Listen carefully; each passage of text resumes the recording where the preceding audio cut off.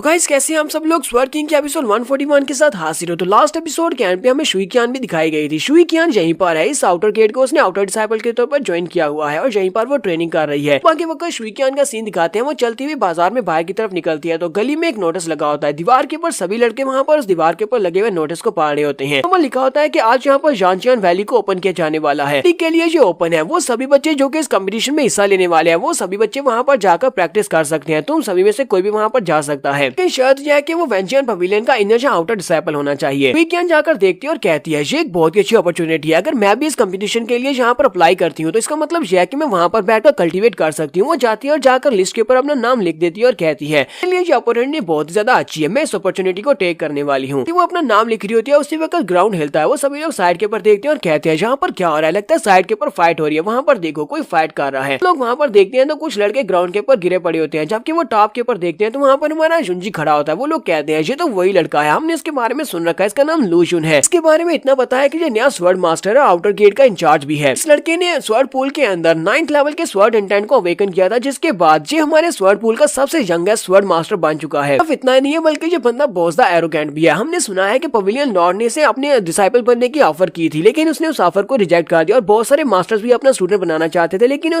इसने उन सभी ऑफर्स को भी रिजेक्ट कर दिया। सिर्फ इतना ही नहीं बल्कि इसने इंटरनल अफेयर्स डिपार्टमेंट को छोड़कर खुद यहाँ पर आउटर गेट का इंचार्ज बनने के बारे में रिक्वेस्ट की थी और उन लोगों ने इसकी बात को मान लिया था। हमारे शुई कियान उन सभी लोगों के बीच में भीड़ में से निकलकर आगे की तरफ बाड़ी होती है और कहती है मुझे रास्ता दो, मुझे भी देखना है। सामने की तरफ देखती है और कहती है तो क्या यही वो मास्टर लूशुन है जिसके बारे में सभी लोग बातें करते हैं कि ये सबसे यंगेस्ट स्वर्ड मास्टर है, आउटर गेट को इंचार्ज के तौर पर ज्वाइन किया है। जैसे वो हमारी शुई कियान उसकी तरफ देखती है उससे फैमिलियर से फीलिंग आती है। वो कहती है इसको देखकर मुझे ऐसा क्यों लगता है कि ये थोड़ा बहुत जाना पहचाना लगता है। हमें जानचियान वैली का दिखाया जाता है। वैली के दरवाजे ओपन हो चुके हैं और सभी बच्चे जो कि पार्टिसिपेंट्स हैं वो जानचियान वैली की तरफ चल पड़ते हैं। सभी काफी ज्यादा खुश होते हैं और कहते हैं साल में सिर्फ और सिर्फ एक ही बार ये चांस हमारे हाथ लगता है, आज हम लोग यहाँ पर कल्टीवेट करेंगे और अपनी कल्टीवेशन को बढ़ा पाएंगे। उनमें से कहता है मैंने सुना है कि जानचियान वैली में बहुत ही ज्यादा इमेंस स्पिरिचुअल पावर होती है और मैंने ये भी सुना है कि यहाँ पर स्पिरिचुअल पावर के साथ साथ स्वर्ड प्रेशर बहुत ज्यादा होता है। हम लोग यहाँ पर बैठकर कल्टीवेट करके ब्रेक थ्रू करते हैं तो हम लोग हायर लेवल तक पहुंच सकते हैं। ये सभी बच्चे अभी यहीं पर होते हैं कि उसी वक्त वहाँ पर दो पावरफुल मास्टर्स की एंट्री होती है। ये दोनों ही कोड डिसाइपल्स हैं जिनके बारे में पीछे बताया गया था। एक का नाम की यूजेन होता है और दूसरे का नाम सिंह होता है। वो दोनों उन सभी लोगों के सामने एंट्री मारते हैं। वो सभी बच्चे उन्हें देखकर हैरान भी हो रहे होते हैं और साथ ही बहुत ज्यादा एक्साइटेड भी होते हैं। वो कहते हैं ये एक तो की यांगशन का बेटा है, नाम की यूशन है, ये हमारा कोड डिसाइपल है कि इस बार का कंपटीशन यही लड़का जीतने वाला है। लूजिंग से कहता है लूजिंग क्या कैसे हो तुम, काफी दिनों के बाद तुम्हें देख रहा हूँ, तुम तो प्रैक्टिस ही करते रहते हो। साथ ही वो लोग हमें लूजिंग के बारे में बताते हैं। वो कहते हैं ये भी एक फर्स्ट क्लास का फाइटर है क्योंकि इसके मास्टर जो है वो एक क्रिमिनल लॉ के मास्टर है, यानी पवेलियन लॉर्ड के ब्रदर भी है। वूचन एक बहुत ही पावरफुल वॉरियर है और उनका स्टूडेंट भी उन्हीं की तरह बहुत ज्यादा पावरफुल है। ये भी यहाँ पर इस कंपटीशन को जीत सकता है। ये दोनों ही टॉप पोजीशन के लिए आपस में फाइट करने वाले हैं। ये दोनों भी यहीं पर खड़े होते हैं। किसी वक्त हमारा जुंजी भी साइड के ऊपर से प्रिंसेस जिया के साथ वहाँ पर आ जाता है। वे लोग कहते हैं तो यहाँ पर तो मास्टर स्वर्ड मास्टर लूशुन भी चले आए हैं। इनके साथ हमारी डायनेस्टी की फर्स्ट ब्यूटी प्रिंसेस जिया किंग चेंग है। लगता है कि इन दोनों का आपस में कोई ना कोई रिलेशनशिप है, इसी वजह से ये दोनों यहाँ पर इकट्ठे आ रहे हैं। तो वहाँ पर जो मास्टर होता है वो उन सभी लोगों से कहता है तो टाइम आ चुका है तुम सभी को जानचियान पवेलियन में जाने का, तुम सभी लोग अंदर जाकर प्रैक्टिस कर सकते हो, लेकिन मैं तुम्हें यहाँ पर बता दूं कि तुम लोग आपस में फाइट नहीं कर सकते और जो भी आपस में फाइट करेगा उससे जानचियान वैली से बाहर निकाल दिया जाएगा। तुम्हें इस रूल को बहुत ही स्ट्रिक्टली फॉलो करना होगा। चुपचाप जाओ, जाकर अपना अपना कल्टीवेट करो। जुंजी प्रिंसेस जिया से कहता है तो ठीक है फिर मैं पहले आगे बढ़ता हूँ और वो आगे की तरफ बढ़ जाता है। प्रिंसेस जिया से कहती है अच्छा ठीक है तुम्हें गुड लक। ये लोग वहाँ पर एक ब्रिज होता है, ब्रिज के ऊपर से सीढ़ियाँ उतरते हुए नीचे की तरफ आ रहे होते हैं। सीढ़ियाँ उतरकर फिर एक ब्रिज आता है, नीचे उतरते हैं क्योंकि यहाँ पर टोटल 9 लेवल्स होते हैं। जुंजी भी सीढ़ियाँ उतरते हुए वहाँ पर नीचे की तरफ आ रहा था तो उसके सामने की यूजन आ जाता है। वो उसके सामने आकर उसका रास्ता ब्लॉक करता है और उसे कहता है स्वर्ड मास्टर लूशुन तो यहाँ पर इतने लंबे अरसे से तुम्हारा इंतजार कर रहा था, लेकिन तुम के मेरी तरफ देख भी नहीं रहे। तो हमारा जुंजी से कहता है तुम्हारा मसला क्या है, तुम्हें मुझसे क्या चाहिए। तो की यूजन उसे कहता है तुम मेरे साथ एक गेम खेलना चाहोगे, तुम्हारे साथ एक गेम खेलना चाहता हूँ। जुंजी उसको इग्नोर करते हुए आगे बढ़ जाता है, कहता है नहीं मुझे इसमें सब में कोई भी इंटरेस्ट नहीं है। की यूजन उसे कहता है स्वर्ड मास्टर लूशुन तुम्हें अच्छी तरह से पता होना चाहिए कि तुम्हारी कल्टीवेशन बेस के साथ 3 पोजीशन में पहुंच पाना बहुत ज्यादा मुश्किल है। मुझे नहीं लगता है कि तुम एलिमिनेशन राउंड को पार करने के बाद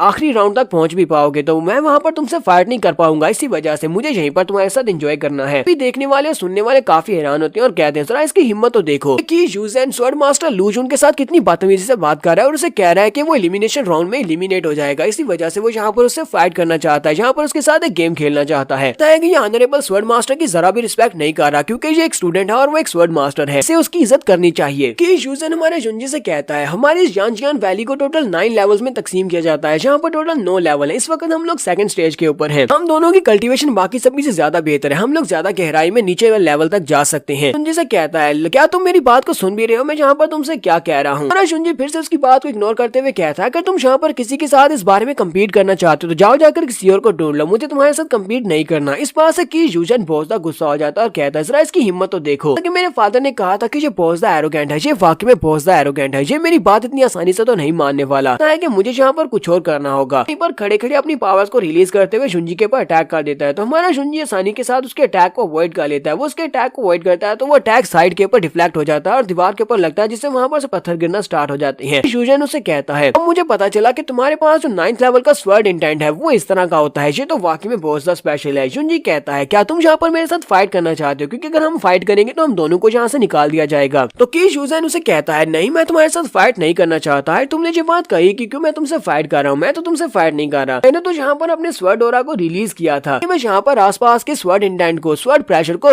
रेजिस्ट कर सकूं। मैं सिर्फ इसीलिए अपने स्वर्ड प्रेशर को रिलीज कर रहा हूँ। पता है ना कि यहाँ पर बहुत सा स्वर्ड प्रेशर है, इसी स्वर्ड प्रेशर को फेस करने के लिए मैं अपनी एनर्जी को रिलीज कर रहा हूँ। अगर यहाँ पर कोई इसके साथ हिट होता है तो ये मेरी गलती तो बिल्कुल भी नहीं है। साथ ही वो ग्राउंड के ऊपर अपना पांव मारता है और अपने प्रेशर को रिलीज करता है। तो वहाँ पर जो आर्म डिसाइपल्स होते हैं वो सारे बेचारे पीछे की तरफ गिरना स्टार्ट कर देते हैं। वो कहता है देखते हैं कि तुम में से कौन यहाँ पर इस ब्रिज के ऊपर खड़ा रह पाता है, क्योंकि मैं तो यहाँ पर अपने प्रेशर को रिलीज करने वाला हूँ। क्योंकि अगर तुम सभी लोग यहाँ पर इस ब्रिज के ऊपर से नीचे गिरते हो तो सभी लोग यहाँ पर ब्रिज से नीचे गिरने के बाद पता नहीं कौन से लेवल के ऊपर जाकर ब्रेक लगाओगे और वहां तक प्रेशर इतना ज्यादा हो जाएगा कि तुम्हारी हड्डियों का चूरा बन जाएगा। इसलिए तुम सभी लोग यहाँ पर बचकर रहना। वो फिर से ग्राउंड के ऊपर पांव मारता है और नीचे के ब्रिज को तोड़ना स्टार्ट कर रहा होता है। एक लड़का बेचारा वहां से नीचे की तरफ गिर जाता है, दूसरा उसका बाजू पकड़कर उसे वापस ऊपर की तरफ खींचता है। शुंजी भी चलाकर उसे कहता है बस बहुत हो गया, ये तुम कर क्या रहे हो। कि यूजन हमारे शुंजी से कहता है यहाँ पर अपने प्रेशर को विड्रॉ कर सकता हूँ, मैं सभी की जान बचा सकता हूँ। अगर तुम यहाँ पर मेरे चैलेंज को एक्सेप्ट कर लो, अगर तुम मेरे साथ गेम खेलने को तैयार हो तो फिर अभी मैं यहाँ पर प्रेशर को रिलीज कर दूंगा। शुंजी उसे कहता है मुझे ये बताओ कि हमें क्या करना होगा, तुम यहाँ पर मुझे जानबूझकर फोर्स कर रहे हो। कि यूजन उसे कहता है हाँ तुमने बिल्कुल ठीक कहा, मैं जानबूझकर तुम्हें फोर्स कर रहा हूँ क्योंकि मुझे तुम्हारे साथ गेम खेलनी है। वो फिर से अपने प्रेशर को रिलीज करता है। जैसे वो प्रेशर को रिलीज करता है तो इस बार कुछ बच्चे वाकई में ब्रिज के ऊपर से नीचे गिर जाते हैं। वो चिल्लाते हुए बेचारे नीचे की तरफ गिर रहे होते हैं। यहीं पर तीसरे लेवल के ऊपर शुइकियान को दिखाते हैं जो कि एक पत्थर के ऊपर बैठकर आराम से कल्टीवेट कर रही होती है। इसी वक्त उसे महसूस होता है कि ऊपर से काफी सारे लोग नीचे की तरफ गिर रहे हैं, यहाँ तक कि ऊपर से ब्रिज का मलबा भी उसके ऊपर ही गिर रहा होता है। कहती है ये क्या, ये तो बहुत ही बुरा हुआ, मैं तो यहाँ पर अपना बेस्ट देने के लिए आई थी ताकि कल्टीवेट करके अपनी कल्टीवेशन को बढ़ा सकूं। मुझे लगता है कि अब सब कुछ खत्म होने वाला है, मेरे ऊपर जो पत्थर गिरने वाला है और मैं इसके साथ यहाँ पर मरने वाली हूँ। आते जब वो अपनी आंखें खोलती है तो पत्थर उसके ऊपर नहीं गिरता, क्योंकि वहाँ पर काफी सारी एनर्जी शील्ड्स होती हैं जिनके साथ हमारे शुंजी ने उन सभी बच्चों को वहाँ पर कैद कर लिया होता है, यानी कि उनको रोक लिया होता है, उन पत्थरों को भी ब्लॉक कर लिया होता है। शुंजी वहाँ पर नीचे उतर आता है। नीचे उतरने के बाद वो शुइकियान के सामने आता है और उसे कहता है लड़की क्या तुम ठीक हो। शुइकियान उसे कहती है हाँ मैं बिल्कुल ठीक हूँ। लेकिन शुंजी जैसे उसके करीब पहुंचता है उसी वक्त शुइकियान को महसूस होता है कि ये चू जिंगजुन है कि शुंजी है। लेकिन शुंजी उसे कहता है क्या तुम ठीक हो, मैंने तुमसे पूछा तुम ठीक हो, कहीं तुम्हें कोई चोट तो नहीं लगी। शुइकियान उसे कहती है नहीं नहीं मुझे चोट नहीं लगी, और साथ ही वो कहती है नहीं ये वो वाला शुंजी नहीं हो सकता, ये तो अलग है, ये तो स्वर्ड मास्टर है, वेंजियन पवेलियन का यंग स्वर्ड मास्टर है। शुइकियान उसे कहती है स्वर्ड मास्टर आपका बहुत बहुत शुक्रिया, अब मैं ठीक हूँ, आप जा सकते हैं। तो वो उसका हाथ छोड़ देता और कहता है तो फिर ठीक है मैं जा रहा हूँ, और बड़ी स्पीड से भागता और फिर से ब्रिज के ऊपर चला जाता है।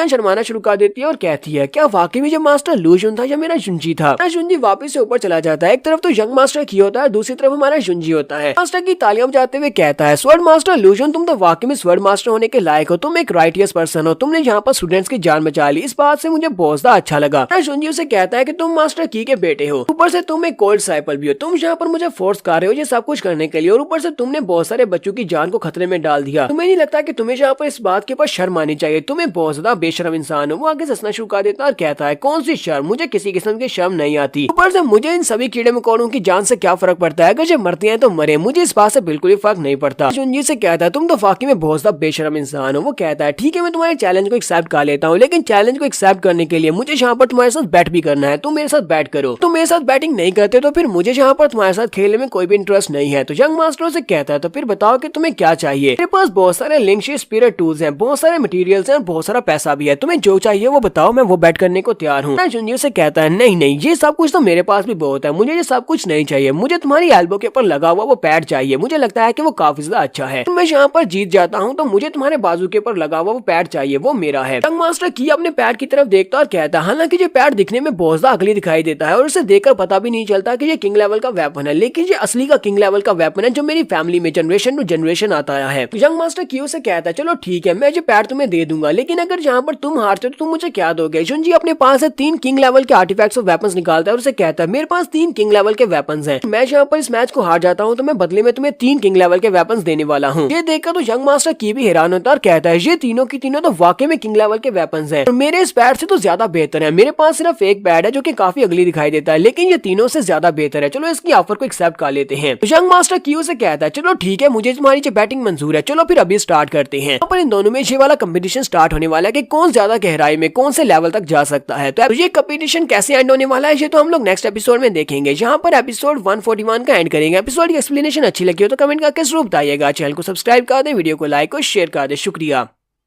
तो गाइस कैसे हैं आप सब लोग, स्वर्ड किंग के एपिसोड 142 के साथ हाजिर हो। तो लास्ट एपिसोड के एंड पे हमने देखा था एक लड़का जिसका नाम की यूजेन होता है, वो हमारे जुंजी को चैलेंज करता है। वो उसे कहता है कि मेरे साथ एक गेम खोलो, वो उसके अपने साथ खेलने के लिए मजबूर भी कर लेता है। हमारा जुंजी उसकी ऑफर को एक्सेप्ट करते हुए उसके साथ एक बैट लगाता है। जुंजी के पास 3 किंग लेवल के वेपन है, जबकि उसके पास 1 किंग लेवल का वेपन है। हारने पर इन दोनों को अपने अपने वेपन की अदला बदली करना पड़ेगी। इनके ऊपर देखा था कि यूजेन उसे कहता है चलो फिर ठीक है, अब हम लोग रेडी है, चलो हम लोग टेस्ट को स्टार्ट करते हैं। तो की यूजेन वहीं पर क्लिफ के ऊपर से नीचे की तरफ जंप लगा देता है, जबकि हमारा जुंजी भी इसी वक्त के ऊपर से नीचे जंप लगाता है। ये दोनों बड़ी स्पीड से उड़ते हुए नीचे वाले स्टेप की तरफ जा रहे होते हैं। यहीं पर नीचे 3rd लेवल के स्टेप के ऊपर दिखाते हैं कि एक लड़का बहुत ज्यादा खुश होता है और कहता है तो फाइनली तीसरे लेवल तक पहुंच गया हूँ। इसका मतलब यह है कि लास्ट टाइम जब मैं यहाँ पर आया था मैं दूसरे लेवल तक ही पहुंच पाया था और इस साल में पहले से काफी ज्यादा बेहतर हो चुका हूँ। उनमें से कुछ लड़के ऐसे होते हैं जो कि वहीं पर बाढ़ के पास खड़े होकर उल्टियां खा रही होती है, क्योंकि उनसे यहाँ का प्रेशर बर्दाश्त नहीं हो पा रहा होता। हमारा जुंजी और की यूजेन वो दोनों बड़ी स्पीड के साथ उड़ते हुए नीचे की तरफ जा रहे होते हैं। वो लोग कहते हैं जरा देखो तो सही वो लोग कितने स्ट्रॉन्ग है जो दोनों बड़ी स्पीड से उड़ते हुए नीचे वाले राउंड की तरफ जा रहे हैं। यंग मास्टर की हमारे जुंजी से कहता है क्या तुमने उन लोगों को देखा, उनमें से आते तो ऐसे हैं जिन्होंने गिव अप भी कर दिया और वो सिर्फ और सिर्फ तीसरे लेवल तक पहुंचे हैं। यांजियान वैली इस तरह की वैली बिल्कुल भी नहीं है इस तरह के कमजोर लोगों के लिए। हमारा जुंजी से कहता है कहीं तुम्हें इस बात से डर तो नहीं लग रहा कि तुम और ज्यादा नीचे नहीं जा पाओगे। यंग मास्टर की उसकी बात सुनने के बाद सोच रहा होता है ये लड़का मुझे बार बार यहाँ पर इग्नोर किया जा रहा है और अपनी यहाँ पर इसने मेरी बात को इग्नोर कर दिया और ऊपर से मुझे कह रहा है कि मुझे यहाँ पर डर तो नहीं लग रहा। ये दोनों चौथे लेवल के ऊपर जाकर स्टॉप करते हैं। चौथे लेवल पर स्टॉप करने के बाद यंग मास्टर की जल्दी से नीचे जंप करता है, तो जुंजी भी उसके पीछे पीछे वहाँ पर जंप करता है। अब ये दोनों यहाँ से 5वें लेवल की तरफ नीचे बढ़ रहे हैं। 5वें लेवल के ऊपर पहले से वो दूसरा यंग मास्टर बैठा होता है जिसका नाम लूजिंग होता है। वो वहाँ पर पहले से बैठा कल्टीवेट कर रहा होता है। ये दोनों 5वें लेवल के ऊपर लैंडिंग करते हैं। 5वें लेवल के ऊपर लैंडिंग करने के बाद वो दोनों से कहता है तुम दोनों तो 5th लेवल तक पहुंच भी आए हो, तुम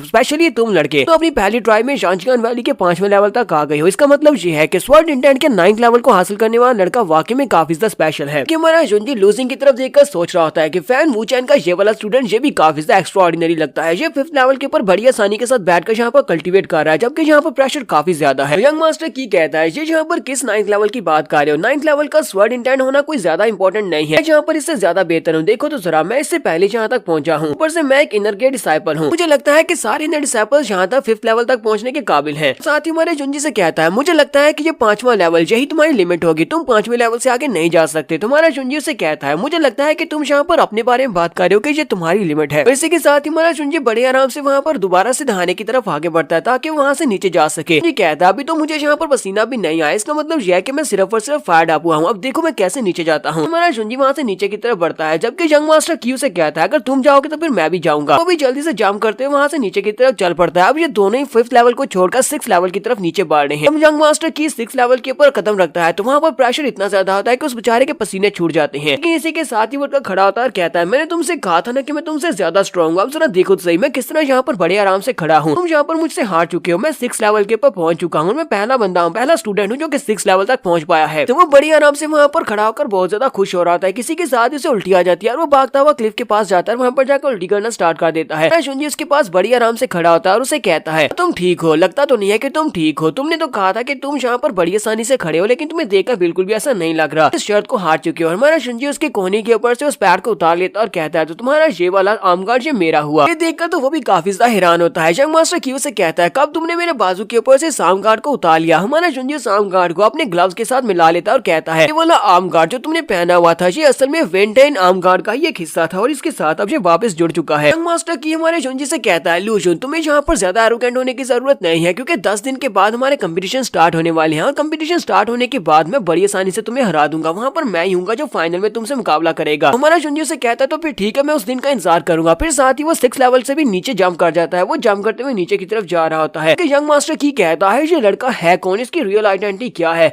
ये लड़का तो 6 लेवल से भी नीचे चला गया है। ये लड़का जहाँ पर इतनी ज्यादा स्वर्ड प्रेशर और साथ में इतनी ज्यादा एयर प्रेशर, इन दोनों की रेजिस्टेंस को कैसे फेस कर सकता है और इतनी आसानी के साथ फ्री फॉल कैसे कर सकता है। लगता है कि इस लड़के को पहले से इस बारे में पता था कि यहाँ पर इस कंपटीशन को जीतने वाला है। इसी वजह से इसने मेरे सामने 3 किंग लेवल के वेपन्स रखे थे कि मुझे ललचाकर अपनी जाल में फंसा सके, और इसने यहाँ पर मुझे फंसा भी लिया और मेरे पास से मेरा आर्म गार्ड भी छीन लिया है। मैं नेक्स्ट सीन नीचे का दिखाया जाता है तो हमारा जुंजी नीचे जाकर बैठा कल्टीवेट कर रहा था। पता नहीं यहाँ पर जो 9th लेवल पर बैठा हुआ है या फिर कौन से लेवल पर है, क्योंकि यहाँ पर जो मेंशन नहीं किया जा रहा कि हमारा जुंजी कौन से लेवल के ऊपर आकर बैठा है। जुंजी जब वहाँ पर बैठकर कल्टीवेट कर रहा था तो वहाँ पर जबरदस्त एनर्जी निकलती है और इसी एनर्जी के साथ उसकी बॉडी के अंदर से ड्रैगन रिलीज होता है और उस एनर्जी के साथ वो ड्रैगन बना होता है। जुंजी कहता है यहाँ पर स्वर्ड प्रेशर इतना ज्यादा है कि मैंने स्वर्ड प्रेशर के अंडर बैठकर कल्टीवेट किया, जिससे मुझे फायदा हुआ। मैंने यहाँ पर ब्रेक थ्रू कर लिया, यानी कि अब मैं हिवनली स्पिरिट राम के 2nd लेवल तक पहुंच चुका हूँ। इसका मतलब यह कि जॉन्जियान वैली के अंदर आकर बैठकर कल्टीवेट करना मेरे लिए बहुत ज्यादा फायदेमंद साबित हुआ है। इसी के साथ ही हमारे जुंजी को वहाँ पर सामने से काफी कुछ अजीब सा महसूस होता है। जुंजी कहता है मुझे ये अजीब सी फीलिंग के महसूस हो रही है। इस वर्ड बाहर निकलती है और उसे कहती है मुझे लगता है कि तुम यहाँ पर किसी किस्म के स्वर्ड के को महसूस कर रहे हो जो कि तुम्हें यहाँ पर समन कर रही है। किसी समन स्वर्ड का एरा महसूस हो रहा है। जुंजी कहता है अब इस बात का क्या मतलब है कि हम किसी स्वर्ड को यहाँ पर समन भी कर सकते हैं। वो उसे कहती है क्या तुम्हें पता है कि एक तलवार का जो सीड होता है वो स्पिरिचुअल पावर से बनता है, वो हमेशा एक रिएक्शन क्रिएट करता है। मुझे लगता है कि जहाँ पर इस वैली के अंडरग्राउंड में जहाँ पर एक बहुत ही पावरफुल स्वर्ड दबी हुई है जिसकी स्पिरिचुअल एनर्जी बहुत ज्यादा है, जिसकी वजह से इस पूरी वैली में इतना ज्यादा स्वर्ड प्रेशर होता है। मुझे लगता है कि जॉन्जियन वैली के अंदर जितना भी स्वर्ड प्रेशर है तुम सभी लोग यहाँ पर प्रैक्टिस के लिए यूज कर रहे हो, ये सारे का सारा स्वर्ड प्रेशर उसी दबी हुई तलवार के अंदर से निकल रहा है। वो इतनी पावरफुल तलवार हो सकती है। जुंजी कहता है क्या वाकई में ऐसा हो सकता है कि यहाँ पर इतनी पावरफुल तलवार नीचे दबी हुई है। हमारा जुंजी कहता है तो मुझे लगता है कि अगर यहाँ पर वाकई में कोई तलवार गड़ी हुई है तो उस तलवार के बारे में सिर्फ फैन वूजी को ही पता होगा। फैन वूजी इस वक्त पूरे के पूरे सेक्टर का सेक्टर लॉर्ड है तो उसे तो इस बारे में जरूर पता होगा कि यहाँ पर अंडरग्राउंड में क्या है। सीन में 10 दिन के बाद का दिखाया जाता है। 10 दिन के बाद वेंचियन पवेलियन में वो कंपटीशन स्टार्ट होने वाला है, जिस कंपटीशन में हमारे जुंजी की बैट भी लगी हुई है पर सभी लोग पहले से मौजूद होते हैं। जबकि वो सारे लोग जो कि यहाँ पर मैचेस को देखने के लिए आए होते हैं वो भी सभी लोग वहाँ पर पहुंच चुके हैं और कहते हैं ये वाला कंपटीशन जिसे हिवनली स्वर्ड कंपटीशन भी कहते हैं वो बहुत ही जल्दी यहाँ पर स्टार्ट होने वाला है। अगर हम लोग यहाँ पर इस कंपटीशन में अच्छा करते हैं तो न सिर्फ हमें इससे पॉपुलैरिटी मिलेगी बल्कि बहुत सारे स्वर्ड मास्टर्स हमारी टेक्निक्स को देखेंगे, हमारे टैलेंट्स को देखेंगे और हमें रिक्रूट करने के बारे में सोचेंगे। सिर्फ इतना ही नहीं, हर साल जब यहाँ पर कोई ना कोई हिवनली स्वर्ड के चैलेंज को जीत जाता है और टॉप पोजीशन के ऊपर आता है उसे यहाँ पर 9 प्रोफाउंड सेलेस्टियल बीड्स में से 3 बीड्स दिए जाते हैं जिससे वह बड़ी आसानी से हिवनली स्पिरिट राम में ब्रेक थ्रू कर सकता है। बीड न सिर्फ लो लेवल के लोगों की कल्टीवेशन को हिवनली स्पिरिट राम में पहुंचाने के लिए बल्कि हिवनली स्पिरिट राम के एक्सपर्ट्स भी इन बीड्स को यूज करके इनकी एनर्जी को यूज करते हुए अपने लेवल को आगे बूस्ट कर सकते हैं। यहाँ पर पवेलियन लॉर्ड उनके साथ उनके सारे स्वर्ड मास्टर्स वो सभी लोग वहाँ पर उनके ऊपर आसमान में अपीयर होते हैं और उनसे कहते हैं प्लीज हमें माफ करना कि हम सभी लोग यहाँ पर लेट आए हैं। इसका दिन हमारी वेंचियन पवेलियन के लिए बहुत ही बड़ा दिन है। आज हम लोग यहाँ पर अपने स्वर्ड असेंशन इस कंपटीशन को स्टार्ट करने वाले हैं। तो फैन वूजी उन सभी लोगों से कहते हैं मैं उम्मीद करता हूँ कि जो भी बच्चे यहाँ पर इस कंपटीशन में हिस्सा लेने वाले हैं वो यहाँ पर अपना बेस्ट देंगे, वो यहाँ पर अपने टैलेंट्स को फुली शो करवाएंगे ताकि हम लोग देख सकें कि तुम लोग कितने लायक हो, पिछले 1 साल में तुमने क्या सीखा है। सभी बच्चे कहते हैं हाँ हम लोग यहाँ पर रेडी हैं, चलो जल्दी से कंपटीशन को स्टार्ट करवाओ। कि मास्टर जानबो कहते हैं अभी तक हमारा लूजन क्यों नहीं आया, स्वर्ड मास्टर लूजन यहाँ पर होना चाहिए था, बाकी के सभी लोग तो यहाँ पर आ चुके हैं, वो अभी तक यहाँ पर नहीं पहुंचा। स्वर्ड मास्टर उन सभी लोगों से कहते हैं तो यहाँ पर टोटल 8 अरीना बनाए गए हैं, तुम सभी कंटेस्टेंट को इन 8 अरीनास में से किसी एक को चूज करना होगा। 8 अरीनास में से किसी एक अरीना को चूज करना होगा। अपने अरीना को चूज करने के बाद वहाँ पर जितने बच्चे एक अरीना के ऊपर होंगे उन सभी को आपस में फाइट करना होगी जब तक कि आखिरी बंदा वहाँ पर उस अरीना में बच ना जाए। और एंड के ऊपर हमें सिर्फ और सिर्फ 8 कंटेस्टेंट चाहिए जो कि टॉप पोजीशन पर होंगे, यानी कि वहाँ पर बचने वाले सर्वाइव करने वाले सिर्फ 8 लोग हमें चाहिए। तो ठीक है अब जल्दी से जाओ और अपने अपने अरीना में चले जाओ, जाकर अपने अपने ओपोनेंट्स को चूज करो, उनसे फाइट करो और टॉप पोजीशन के ऊपर आकर दिखाओ। तो ये सभी बच्चे अपने अपने अरीना में जंप करते हुए चले जाते हैं। तो लूजिंग अपने एक अरीना में जाता है जबकि यंग मास्टर की अपने अलग अरीना में जाता है। यंग मास्टर की यहाँ पर इस बात को लेकर भी परेशान होता है कि लूजिंग क्योंकि पनिशमेंट हाल का एक डिसाइपल है और उसकी पावर्स पनिशिंग की पावर्स काफी ज्यादा है, इसी वजह से मुझे नहीं लगता कि ज्यादा डिसाइपल उसके अरीना में जाने वाले हैं। डिसाइपल्स आसपास के अरीनास को चूज करेंगे, इसी वजह से हमको यहाँ पर ज्यादा स्टूडेंट्स के साथ फाइट करना पड़ेगी। यंग मास्टर की आगे बढ़ता है और उन सभी नीचे वाले लोगों से कहता है क्या तुम में से किसी ने स्वर्ड मास्टर लूजन को यहाँ पर देखा है? तो मैं की यूजेन यहाँ पर उसको चैलेंज करना चाहता हूँ, मैं चाहता हूँ कि वो यहाँ पर मेरे अरीना में आए, मेरे अरीना में आकर मुझसे फाइट करे। लूजिंग कहता है मैंने सुना है कि जब वो पहली बार जिंजियान वैली में गया था वहाँ पर अंडरग्राउंड में, तो वहाँ पर नीचे बैठकर वो कल्टीवेट कर रहा है और तब से अभी तक वो वहाँ से बाहर ही नहीं निकला। ऐसा तो नहीं है कि अब उसे इस कंपटीशन में कोई भी दिलचस्पी नहीं रही और वो वहाँ पर बैठकर सिर्फ कल्टीवेट करना चाहता है ताकि अपनी पावर्स को बढ़ा सके। उसी वक्त उन्हें जिंजियान वैली के अंदर से जबरदस्त एनर्जी निकलती हुई महसूस होती है, वहाँ पर जबरदस्त एनर्जी बीम निकलती है। सभी लोग साइड के ऊपर देखते हैं, फैन वूजी और इसके साथ जानबो दोनों उसी तरफ देख रहे होते हैं, बाकी के सभी मास्टर भी उसी तरफ देख रहे होते हैं कि वहाँ पर इतना ज्यादा प्रेशर कहाँ से निकल रहा होता है। प्रेशर इतना ज्यादा होता है कि यहाँ पर खड़े हुए लड़के के भी उस प्रेशर को महसूस करते हैं और सामने की तरफ गिर जाते हैं। हमारा शुनजी अपने दोनों फीनिक्स विंग्स को निकालता है और उड़ता हुआ वहाँ पर पहुंच जाता है और उन सभी से कहता है कहीं मैं यहाँ पर आने में लेट तो नहीं हो गया। मिस टैंग भी उसे देखकर बहुत ज्यादा एक्साइटेड होती है और कहती है ये लड़का तो बहुत ज्यादा हैंडसम है, रामजी पंखों के साथ तो और भी ज्यादा हैंडसम लग रहा है। तो हमारा शुनजी वहाँ पर नीचे उतरता है। मास्टर जानबू आगे बढ़ते हैं और उसे कहते हैं कि तो तुम वहाँ पर उस वैली के अंदर बैठकर कल्टीवेट कर रहे थे, तुम यहाँ पर इतनी देर से इसी वजह से पहुंचे हो क्योंकि तुम वहाँ पर कल्टीवेट कर रहे थे, ऊपर से तुमने यहाँ पर ब्रेक थ्रू भी कम्प्लीट कर लिया है। सिर्फ 10 दिन में तुमने यहाँ पर ब्रेक थ्रू कम्प्लीट किया है, जो तो वाकई में बहुत ही अच्छी बात है कि तुम्हारी कल्टीवेशन पहले से काफी ज्यादा बढ़ गई है। लगता है कि वहाँ पर शांशियान वैली में जाने का तुम्हें फायदा हुआ है। मास्टर टैंग आगे बढ़ती है और उसे कहती है कि तुमने अपनी कल्टीवेशन को सक्सेसफुली इम्प्रूव किया है, तुम्हें अपने आप को यहाँ पर ज्यादा फोर्स करने की जरूरत नहीं है क्योंकि ये वाला कंपटीशन बहुत ज्यादा हार्ड होने वाला है और तुम्हारे लिए इस कंपटीशन को जीतने के चांसेस बहुत ज्यादा कम है। शुनजी से कहता है मास्टर आपको परेशान होने की बिल्कुल भी जरूरत नहीं है, मुझे ये बात पहले से पता है कि ये कंपटीशन कितना ज्यादा टफ होने वाला है। मुझे ये भी पता है कि मुझे कैसे इस कंपटीशन को जीतना है। तो जहाँ पर हम लोग अपनी एपिसोड 142 का एंड करेंगे। एपिसोड की एक्सप्लेनेशन अच्छी लगी हो तो कमेंट करके जरूर बताइएगा। चैनल को सब्सक्राइब कर दे, वीडियो को लाइक और शेयर कर दे। शुक्रिया।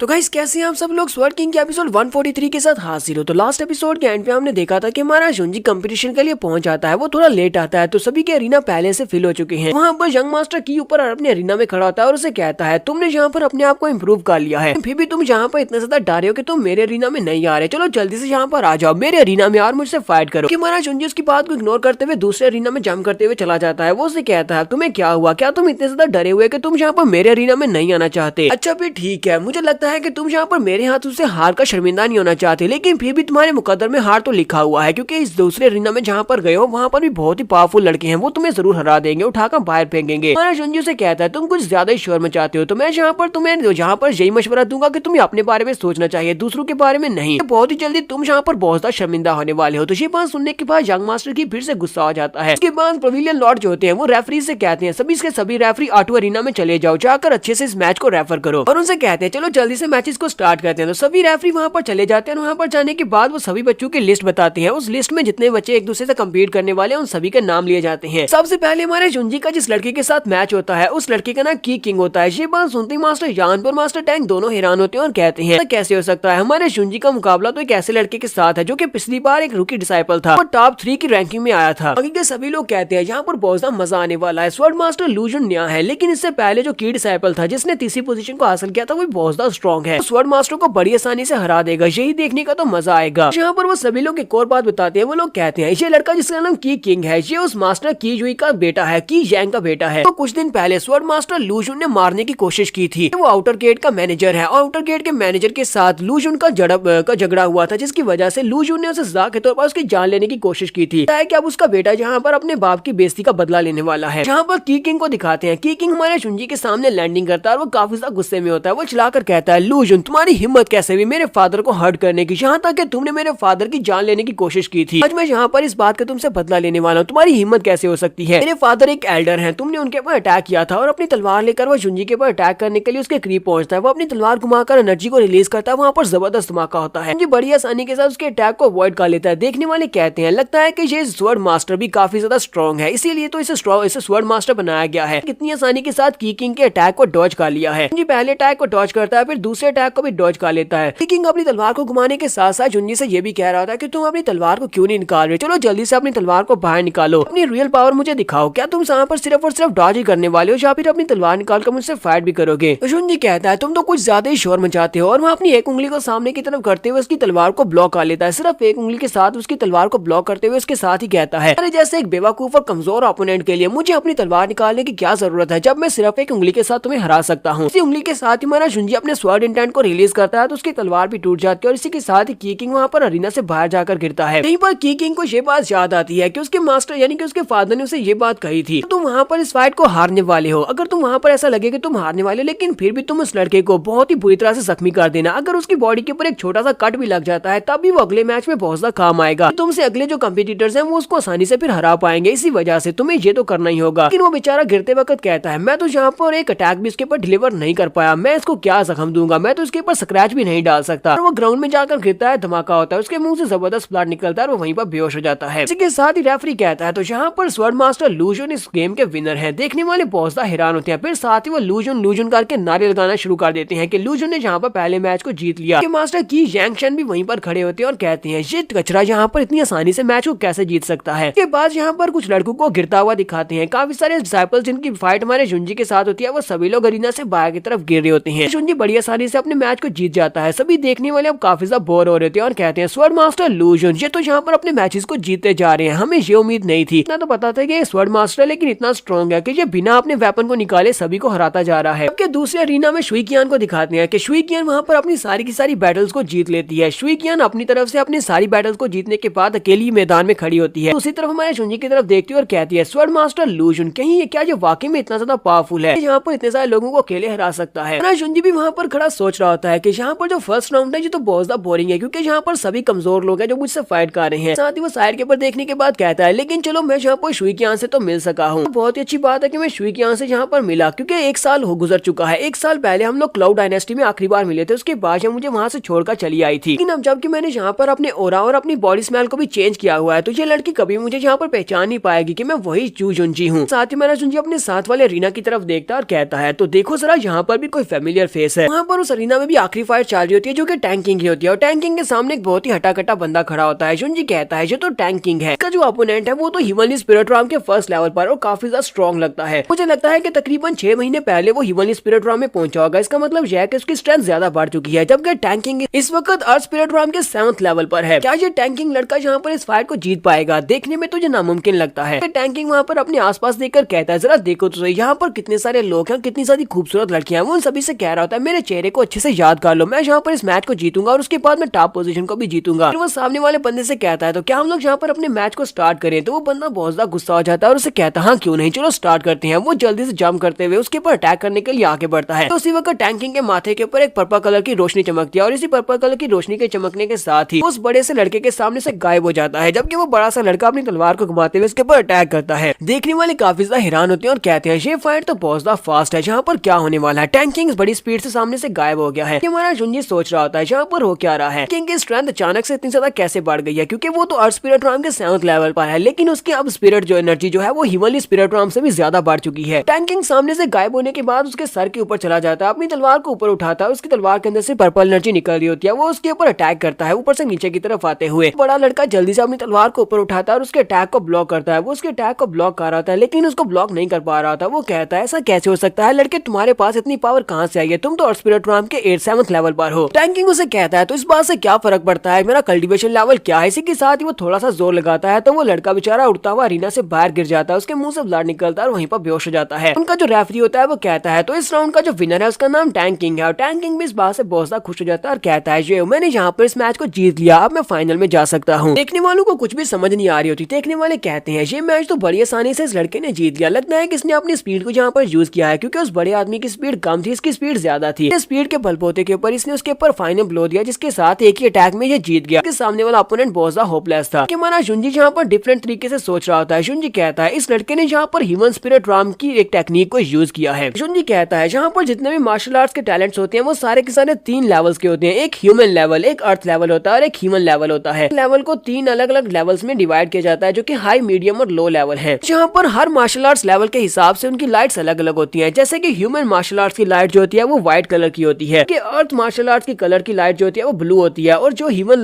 लाइट होती है वो पर्पल कलर की होती है। और इस लड़के के पास माथे के ऊपर जो लाइट चमक रही है वो प्योर पर्पल कलर की है। मतलब यह कि इस लड़के के पास ह्यूमन नहीं बल्कि ह्यूमन लेवल से भी अबव हाई लेवल की ह्यूमन स्पिरिट लेवल की मार्शल आर्ट्स की स्पिरिट है। ये कहता है मैंने तो ऐसा बिल्कुल भी नहीं सोचा था कि मैं यहाँ पर किसी ऐसे बंदे से मिल पाऊंगा जिसका टैलेंट जो है वो ह्यूमन लेवल से भी बहुत ज्यादा ऊपर है। ये लड़का तो बहुत ज्यादा इंटरेस्टिंग है, इसी वजह से इसने ट्रायल टेस्ट को भी बड़ी आसानी से पास कर लिया था। यहाँ पर इन सभी के मैचेस खत्म होने के बाद कहा जाता है तो यहाँ पर 8 अरीना में सभी लोग आपस में फाइट कर रहे थे। तो यहाँ पर बाकी के सभी अरीना में तो फाइट खत्म हो चुकी है, सिर्फ और सिर्फ जुंजी के अरीना की फाइट बची है। जुंजी के खिलाफ अभी 2 अपोनेंट्स बचे हैं, आखिरी फाइट होने वाली है। सभी लोग कहते हैं बाकी के सारे अरीना में तो ये फाइनलिस्ट फाइनल हो चुके हैं कि कौन कौन नेक्स्ट राउंड में जाने वाला है, फाइनल राउंड में जाने वाला है। यहाँ पर सिर्फ हमारे पास 3 अपोनेंट्स बचे हैं। देखते हैं कि यहाँ पर 8 अरीना में ये फाइट कैसे खत्म होने वाली है। यहाँ पर 1-on-1 फाइट तो नहीं होने वाली, तो यहाँ पर ये लोग किस तरह आपस में डिसाइड करेंगे किसको किसके साथ फाइट करनी है। कहता है कि यहाँ पर टोटल 3 लोग हैं, एक का नाम लू हुईमी और दूसरे का नाम जी गुई है। वो दोनों ही half step human emperor realm में है। लेकिन हम लोग यहाँ पर स्वर्ड मास्टर लू जिन की पावर्स को भी अंडर एस्टिमेट नहीं कर सकते, क्योंकि उसने अभी तक अपनी तलवार को यूज नहीं किया। उसने जितनी भी फाइट्स की है वो सारी की सारी बेयर हैंड्स के साथ ही की है। रेफरी उन तीनों के बीच में आता है और उन तीनों से कहता है जबकि तुम तीनों ही सरीना में तीनों आखिरी बचे हुए कंटेस्टेंट हो, तो मुझे लगता है कि तुम तीनों की फाइट को जल्दी खत्म करने के लिए हम लोग यहाँ पर ये कर सकते हैं, तुम तीनों को यहाँ पर रॉयल रंबल खेलना चाहिए। तुम तीनों यहाँ पर आपस में फाइट करो, तुम में से जो भी एंड के ऊपर आखिर खड़ा होगा वही यहाँ का विनर होगा। ऐसे वो यहाँ पर बैटल रॉयल की बात करते हैं तो वो तीनों एक दूसरे की तरफ देखते हैं, जबकि बाकी के सभी लोग यहाँ पर कहते हैं ऐसा कैसे हो सकता है। स्पेशली मास्टर जानबूझ चिल्लाकर कहते हैं बैटल रॉयल का मतलब तो ये है। मेरा जुंजी यहाँ पर बहुत बड़े डिसएडवांटेज में है, क्योंकि वो दोनों आपस में हाथ मिला लेंगे, दोनों एक दूसरे को अच्छे से जानते हैं, तो दोनों मिलकर हमारे जुंजी को हराने की कोशिश करेंगे। मास्टर टैंक कहती है ये तो वाकई में बहुत ही अनफेयर मैच है, लेकिन अगर हम लोग यहाँ पर इसको दूसरे नजरिए से देखें, जुंजी इन दो हाफ स्पिरिट राम के एक्सपर्ट्स को नहीं हरा सकता, तो जुंजी यहाँ पर फाइनल में जीतने के बाद टॉप 1 पोजीशन को कैसे हासिल कर पाएगा, क्योंकि इसका मुकाबला अभी तो यंग मास्टर्स के साथ होना है जो कि बहुत ज्यादा पावरफुल है। इस वजह से इस लड़के को यहाँ पर फाइट करनी चाहिए। तो पवेलियन लॉर्ड भी कहता है ये मैच तो बहुत ज्यादा इंटरेस्टिंग होता जा रहा है। हमारा जुंजी रेफरी से कहता है अगर हम लोग यहाँ पर बैटल रॉयल करेंगे तो ये तो बैटल बहुत ही जल्दी खत्म हो जाएगी, क्योंकि मैं इन दोनों को बड़ी आसानी से एक ही झटके में हरा दूंगा। यहाँ पर अकेले अकेले से फाइट नहीं करना पड़ेगी। तो वो दोनों में से कहते हैं तुम यहाँ पर अभी भी अपनी स्वॉर्ड को यूज नहीं करने वाले, हम तुम्हें सुजेस्ट करेंगे कि अपनी तलवार को यूज करो। तो जुंजी उनसे कहता है मुझे यहाँ पर अपनी तलवार को यूज करने की जरूरत क्या है, जबकि मैं तुम दोनों को बड़ी आसानी से अपने हाथ से हरा सकता हूँ। वजह से मैं इस मैच में भी अपनी तलवार को यूज नहीं करूंगा। चलो जल्दी से आगे बढ़ो, यहाँ पर तुम लोग शुरुआत करो, मेरे पर अटैक करो। तो यहाँ पर हम लोग अपनी एपिसोड 143 का एंड करेंगे। नेक्स्ट एपिसोड में हम लोग फाइनलिस्ट की आपस में फाइट देखेंगे। एपिसोड की एक्सप्लेनेशन अच्छी लगी हो तो कमेंट करके जरूर बताइएगा। चैनल को सब्सक्राइब कर दे, वीडियो को लाइक और शेयर कर दें। शुक्रिया।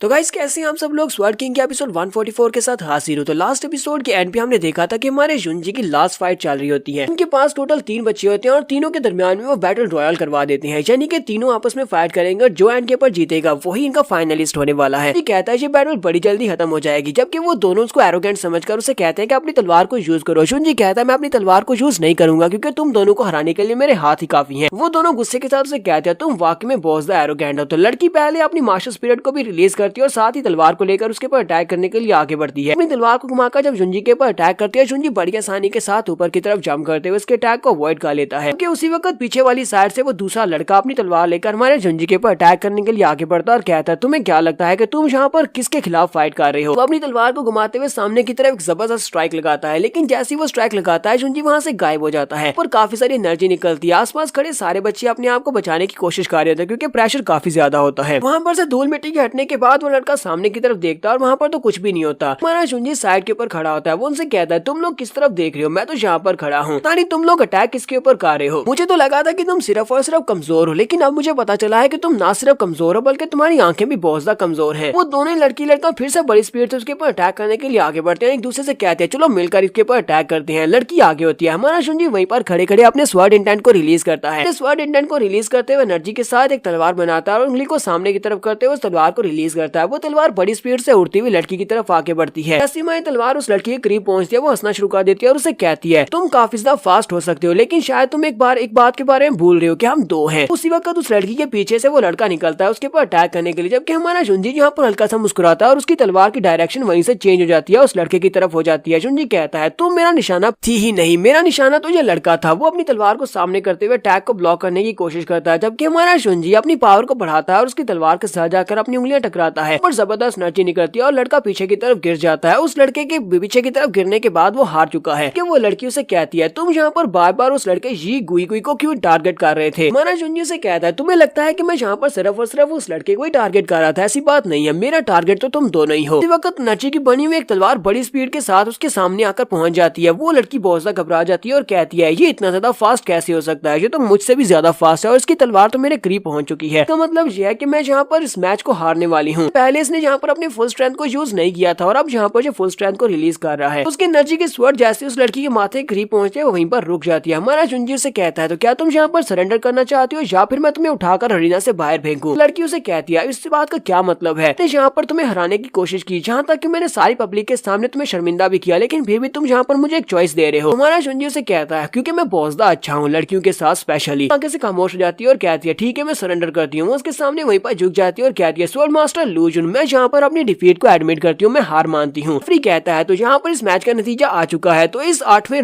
बैटल अरीना में मैच कंप्लीट हो चुका है और स्वॉर्ड मास्टर लूजन ने यहाँ पर इस मैच को जीता है। अभी देखने वाले बहुत ज्यादा हैरान और एक्साइटेड भी होते हैं और कहते हैं स्वॉर्ड मास्टर लूजन ने सारे के सारे मैचेस को बिना अपने वेपन को यूज किए ही जीत लिया। उसने अपनी तलवार को निकाला भी नहीं और इसने अपने मैचेस को जीत लिया। ये बहुत ज्यादा पावरफुल है। बाद पवेलियन मास्टर बाकी के सभी मास्टर ऊपर खड़े हो जाते हैं और कहते हैं यहाँ पर हम लोगों ने फर्स्ट प्रीलिमिनरी राउंड्स को खेल लिया और अब यहाँ पर हमारे पास टोटल 8 कंटेस्टेंट हैं जो कि फाइनल राउंड में फाइट करेंगे और जो फाइनल राउंड हमारा फाइनल राउंड होने वाला है। इस फाइनल राउंड के लिए हम लोग अभी यहाँ पर इन सभी के नाम तय करेंगे कौन किसके साथ मैच करेगा। तो उन सभी के नाम एक टैबलेट के ऊपर लिखे आते हैं और सभी लोग उन टैबलेट्स को मिक्स करके वहाँ पर लाते हैं। पवेलियन लॉर्ड आगे बढ़ते हैं और उन सभी लॉर्ड्स को उठाते हैं और देखते हैं कि किसकी फाइट किसके साथ होने वाली है। फाइनल राउंड में जो सबसे पहला मैच होने वाला है वो यंग मास्टर की और दूसरा एक लड़का होता है जिसका नाम जैन सानी होता है। दूसरा मैच जो होता है वो लू सिंह और वर्सेस जाओ ली क्यू के दरमियान में होने वाला है। हमारा तीसरा मैच वो शुई कियान और दूसरी तरफ से एक लड़का होता है जिसका नाम किंजू होता है। फाइनली चौथा मैच होता है हमारे जुंजी और दूसरा टैंकिंग होता है। इन दोनों के दरमियान में यहाँ पर चौथा फाइनल मैच होने वाला है। पवेलियन लॉर्ड उन लोगों से कहते हैं तो हम लोगों ने ड्राइंग को कम्प्लीट कर लिया। तुम सभी को बता दिया गया है कि इसका मैच किसके साथ होने वाला है और किस तरतीब के साथ होने वाला है। इसी वजह से तुम सभी लोग जाओ जाकर अब रेस्ट करो कि हम लोग ये मैचेस कल खेलेंगे। कल जहाँ पर फाइनल मैच खेले जाएंगे। तो नेक्स्ट सीन में स्वॉर्ड मास्टर पीक का दिखाया जाता है जहाँ पर बाम्बू फॉरेस्ट में हमारा जुंजी बैठकर कल्टीवेट कर रहा था। हमारा जुंजी वहाँ पर बैठकर कल्टीवेट करके अपनी एनर्जी को बढ़ाने की कोशिश कर रहा होता है। इस वक्त उसे महसूस होता है कि स्वॉर्ड मास्टर पवेलियन लॉर्ड वहाँ पर आए हैं। वो उठकर खड़ा हो जाता है और उसे कहता है पवेलियन लॉर्ड आप यहाँ पर इतनी रात के वक्त क्या करने के लिए आए हैं? क्या आप यहाँ पर मुझे मिलने के लिए आए हैं? पवेलियन लॉर्ड उसे कहते हैं मैं यहाँ पर तुम्हें डिस्टर्ब तो नहीं करना चाहता स्वॉर्ड मास्टर लूजन, मैं यहाँ पर इतनी रात के वक्त तुमसे कुछ बात करने के लिए आया हूँ। जुंजी कहता है आपको परेशान होने की जरूरत नहीं है, आपने जो बात करनी है वो खुलकर करे। पवेलियन लॉर्ड उसे कहते हैं मैं यहाँ पर तुमसे कुछ पूछने के लिए आया हूँ। मैं तुमसे ये जानना चाहता हूँ कि तुम्हारे पास जो बॉडी है क्या वो एक स्वॉर्ड बॉडी है? हमारा जुंजी इसकी बात सुनने के बाद कहता हाँ मेरे पास एक स्वॉर्ड बॉडी है क्योंकि मैं यहाँ पर अब तुमसे इस बात को छुपा तो नहीं सकता। कहते हैं ये तो बहुत ही इंटरेस्टिंग बात है, तो क्या तुम मुझे शो करवा सकते हो कि तुम्हारे पास कौन सी स्वॉर्ड बॉडी है? मैं इसे देखना चाहता हूँ। जुंजी उसे कहता हाँ क्यों नहीं। वो अपनी वहाँ पर स्वॉर्ड बॉडी को रिलीज करता है और उसे कहता है कि पवेलियन लॉर्ड इतनी रात के वक्त मुझसे ये जानने के लिए आए हैं कि क्या मेरे पास कौन सी स्वॉर्ड बॉडी है, तो मैं आपको जरूर दिखाऊंगा। वो अपनी स्वॉर्ड एनर्जी को रिलीज करता है, उसकी स्पिरिट भी रिलीज होती है। कहता है मेरे पास एक ऐसी स्वॉर्ड एनर्जी है जिसको हम लोग किंग लियान स्वॉर्ड बॉडी कहते हैं और इसके साथ साथ मेरे पास एक 9 स्टार लोटस फ्लावर भी है। इसका मतलब यह है कि मेरी बॉडी स्वॉर्ड के साथ एक हो चुकी है, इसी वजह से मेरे पास स्वॉर्ड बॉडी है। पवेलियन लॉर्ड की बात सुनने के बाद काफी खुश होते हैं और कहते हैं तुमने जहाँ पर कहा कि तुम्हारी स्वॉर्ड एनर्जी, तुम्हारी बॉडी और तुम्हारी तलवार एक है, तो वाकई में बहुत ज्यादा फॉर्चुनेट हो। ये बात वाकई में बहुत ज्यादा अमेजिंग है। तुम्हें नहीं पता है कि ये कितनी बड़ी ब्लेसिंग है। ये मेरे वेंजियन सेक्टर के लिए भी बहुत बड़ी ब्लेसिंग की बात है कि तुम्हारे पास स्वॉर्ड बॉडी है। लेकिन साथ ही वो से कहते हैं लेकिन अफसोस तुम इस तरह कल्टीवेट नहीं कर सकते। स्वॉर्ड बॉडी को आगे इंप्रूव कर पाना बहुत ज्यादा टफ होता है और अकेले तो इसको इंप्रूव कर पाना बहुत ज्यादा मुश्किल है। पवेलियन लॉर्ड हमारे जुंजी से कहते हैं हालांकि तुम बहुत ज्यादा ब्लेस्ड और बहुत ज्यादा हार्ड वर्किंग भी हो, लेकिन मैं तुम्हें बता दूं कि अकेले ट्रेनिंग करने से तुम कभी भी अपनी स्वॉर्ड बॉडी को इंप्रूव नहीं कर पाओगे। ये तुम्हारे लिए बहुत ज्यादा मुश्किल हो जाएगा। इसलिए मुझे लगता है कि ये बहुत ज्यादा बेटर रहेगा अगर तुम यहाँ पर मुझसे कहो कि मैं तुम्हारी हेल्प कर दूं, मैं ट्रेनिंग में तुम्हारी हेल्प कर सकता हूँ। तो जुंजी कहता है लगता है कि ये फिर से यहाँ पर मुझे अपना डिसाइपल बनाने के लिए ऑफर करने के लिए आया है, लेकिन ये इतना बेशरम कैसे हो सकता है कि ये दोबारा यहाँ पर मुझे रिक्रूट करने के लिए चला आया। तो हमारा जुंजी फिर से उसे मना करने वाला है। वो उसे कहता है पवेलियन लॉर्ड मैंने जो फैसला लिया था वो मैंने चेंज नहीं किया। अकेले बैठकर कल्टीवेट करना चाहता हूँ क्योंकि मुझे लगता है कि अकेले कल्टीवेट करने से कल्टीवेशन तेजी से बढ़ती है और मैं बेहतर कल्टीवेट कर सकता हूँ। इसी वजह से मुझे फिलहाल मास्टर की जरूरत नहीं है। तो पवेलियन लॉर्ड इस बात से काफी गुस्सा होते हैं, चिल्लाकर उसे कहते हैं लो ना बस भी करो। लगता है कि तुम अभी तक अपनी किंग लियान स्वॉर्ड बॉडी के बारे में कुछ भी नहीं जानते, अकेले इसके बारे में कुछ जान भी नहीं पाओगे। तुम्हें नहीं लगता कि तुम्हारे पास जो किंग लियान स्वॉर्ड बॉडी आई है ये ह्यूमंस की तरफ से एक बहुत बड़ी ब्लेसिंग है। तो इस ब्लेसिंग को यहाँ पर जाया बिल्कुल भी नहीं करना चाहिए। अच्छी बात वाकई में सच है कि किंग लियान स्वॉर्ड बॉडी तुम्हारी है, तुम इसके मालिक हो, लेकिन तुम इस वक्त तुम्हारे वेंजियन पवेलियन के एक स्टूडेंट भी हो, एक मास्टर भी हो। मुझे लगता है कि तुम्हें अपनी किंग लियान स्वॉर्ड बॉडी को और ज्यादा स्ट्रॉन्ग बनाना चाहिए, इसकी कल्टीवेशन को आगे बढ़ाना चाहिए और तुम्हें यहाँ पर हमारी पवेलियन के लिए कुछ ना कुछ करना चाहिए। तो तुम यहाँ पर अपनी गलती की वजह से अपनी किंग लियान स्वॉर्ड बॉडी को बहुत ज्यादा वीक बना देते हो या इसे बेकार बना देते हो, तो ये हमारे लिए बहुत बड़ा नुकसान होगा। ना सिर्फ हमारे लिए बल्कि तुम्हारे लिए भी नुकसान होगा। तो जुंजी से कहता है पवेलियन लॉर्ड लगता है कि आप मेरे बारे में कुछ ज्यादा ही परेशान है, आपको इतनी परेशानी लेने की जरूरत नहीं है। कहते हैं मैं अपने वेंजियन पवेलियन के लिए कह रहा हूँ, जितने भी डिसाइपल्स हैं उन सभी के लिए कह रहा हूँ। मैं नहीं चाहता कि यहाँ पर तुम्हारी ये वाली जो स्पेशल एबिलिटी है ये जाया हो जाए। इसी वजह से आज मैं यहाँ पर एक बहुत ही स्पेशल डिसीजन लेने वाला हूँ। वो जुंजी से कहते हैं जहाँ पर पहले एक बैट लगी हुई है कि तुम्हें इस कंपटीशन के टॉप पोजीशन पर पहुंचना है, मैं यहाँ पर उस बैट में कुछ और ऐड कर रहा हूँ। अगर तुम यहाँ पर इस कंपटीशन में टॉप पोजीशन को हासिल नहीं कर पाते, तुम्हें यहाँ पर मेरी डिसाइपलशिप को कबूल करना होगा, यानी कि तुम मुझे अपना मास्टर मानोगे और जो मैं तुम्हें कहूंगा वही तुम्हें करना होगा। उसके बाद तुम मेरे अंडर रहते हुए अपनी कल्टीवेशन को आगे बढ़ाओगे। जुंजी कहता है पवेलियन लॉर्ड आपको नहीं लगता कि ये कुछ ज्यादा ही आगे की तरफ बढ़ रहा है? आप तो यहाँ पर कुछ ज्यादा ही कह रहे हैं। पवेलियन लॉर्ड से से कहते हैं लड़के मैं ये सब कुछ तुम्हारे के लिए कह रहा हूँ, तुम्हारी भलाई के लिए कह रहा हूँ। मैं चाहता हूँ कि तुम यहाँ पर मेरे राइट हैंड मैन बन जाओ और उसके बाद मैं तुम्हारी मदद से अपने वेंजियन पवेलियन को बहुत ज्यादा स्ट्रॉन्ग बना दूंगा। ना सिर्फ वेंजियन पवेलियन को बल्कि तुम्हें भी बहुत ज्यादा स्ट्रॉन्ग बना दूंगा। इस पूरे के पूरे ट्रू स्पिरिट मेनलैंड के सबसे पावरफुल कैरेक्टर बन जाओगे। तुम्हारा शुंजी से कहता है बिल्कुल परेशान होने की जरूरत नहीं है, मैं ये सब कुछ अच्छे से संभाल लूंगा, टॉप पोजीशन को हासिल करूंगा ताकि मुझे आपका डिसाइपल ना बनना पड़े। ये बात सुनने के बाद पीछे की तरफ मुड़ जाता और कहता है लगता है कि तुम यहाँ पर मेरी किसी भी बात को नहीं मानने वाले। चलो फिर ठीक है, जो तो कंपटीशन के बाद ही पता चलेगा। शुंजी उसके जाने के बाद हल्का सा मुस्कुराता और कहता है इसे लगता है कि मैं यहाँ पर इसका डिसाइपल बनने के बाद इसका राइट हैंड मैन बन जाऊंगा, लेकिन इसको क्या पता कि मैं ट्रू स्पिरिट मेनलैंड में जांचगन पवेलियन तो सिर्फ एक छोटा सा पवेलियन है, मैं तो पूरे के पूरे ट्रू स्पिरिट मेनलैंड का किंग बनने वाला हूँ। इसी वक्त शुंजी को कुछ महसूस होता है, वो साइड के ऊपर देखता है और कहता है कौन है वहाँ पर, जल्दी से बाहर निकलो। तो शुई कियान वहाँ से बाहर निकलती है और उसे कहती है मास्टर लू जुन, मेरा नाम शुई कियान युई है और मैं एक आउटर डिसाइपल हूँ आउटर गेट से। आपके बारे में काफी कुछ सुना है, लास्ट टाइम आपने सेकंड राउंड में मुझे बचाया भी था शांजियान वैली में। शुंजी से कहता है अच्छा तो वो लड़की तुम थे जिसकी मैंने जान बचाई थी, मुझे ये बताओ कितनी रात के वक्त तुम यहाँ पर क्या कर रही हो, क्या तुम्हें मुझसे कुछ चाहिए? तो शुई कियान उसे कहती है हाँ मैं यहाँ पर से मदद लेने के लिए आई हूँ क्योंकि कल मेरा मैच किनजू के साथ होने वाला है। मैंने सुना है कि वो बंदा काफी ज्यादा टेम्पर वाला और काफी ज्यादा गुस्से वाला भी है, उसकी पावर्स भी काफी ज्यादा है। क्या आप मुझे यहाँ पर कुछ टेक्निक सिखा सकते हैं जिन टेक्निक्स को यूज करते हुए मैं उस लड़के को आसानी से हरा सकती हूँ? मुझे आपकी मदद की जरूरत है। तो उसके बाद हमारा जुंजी उसको टीच करता है, टीच करने के बाद मास्टर पीक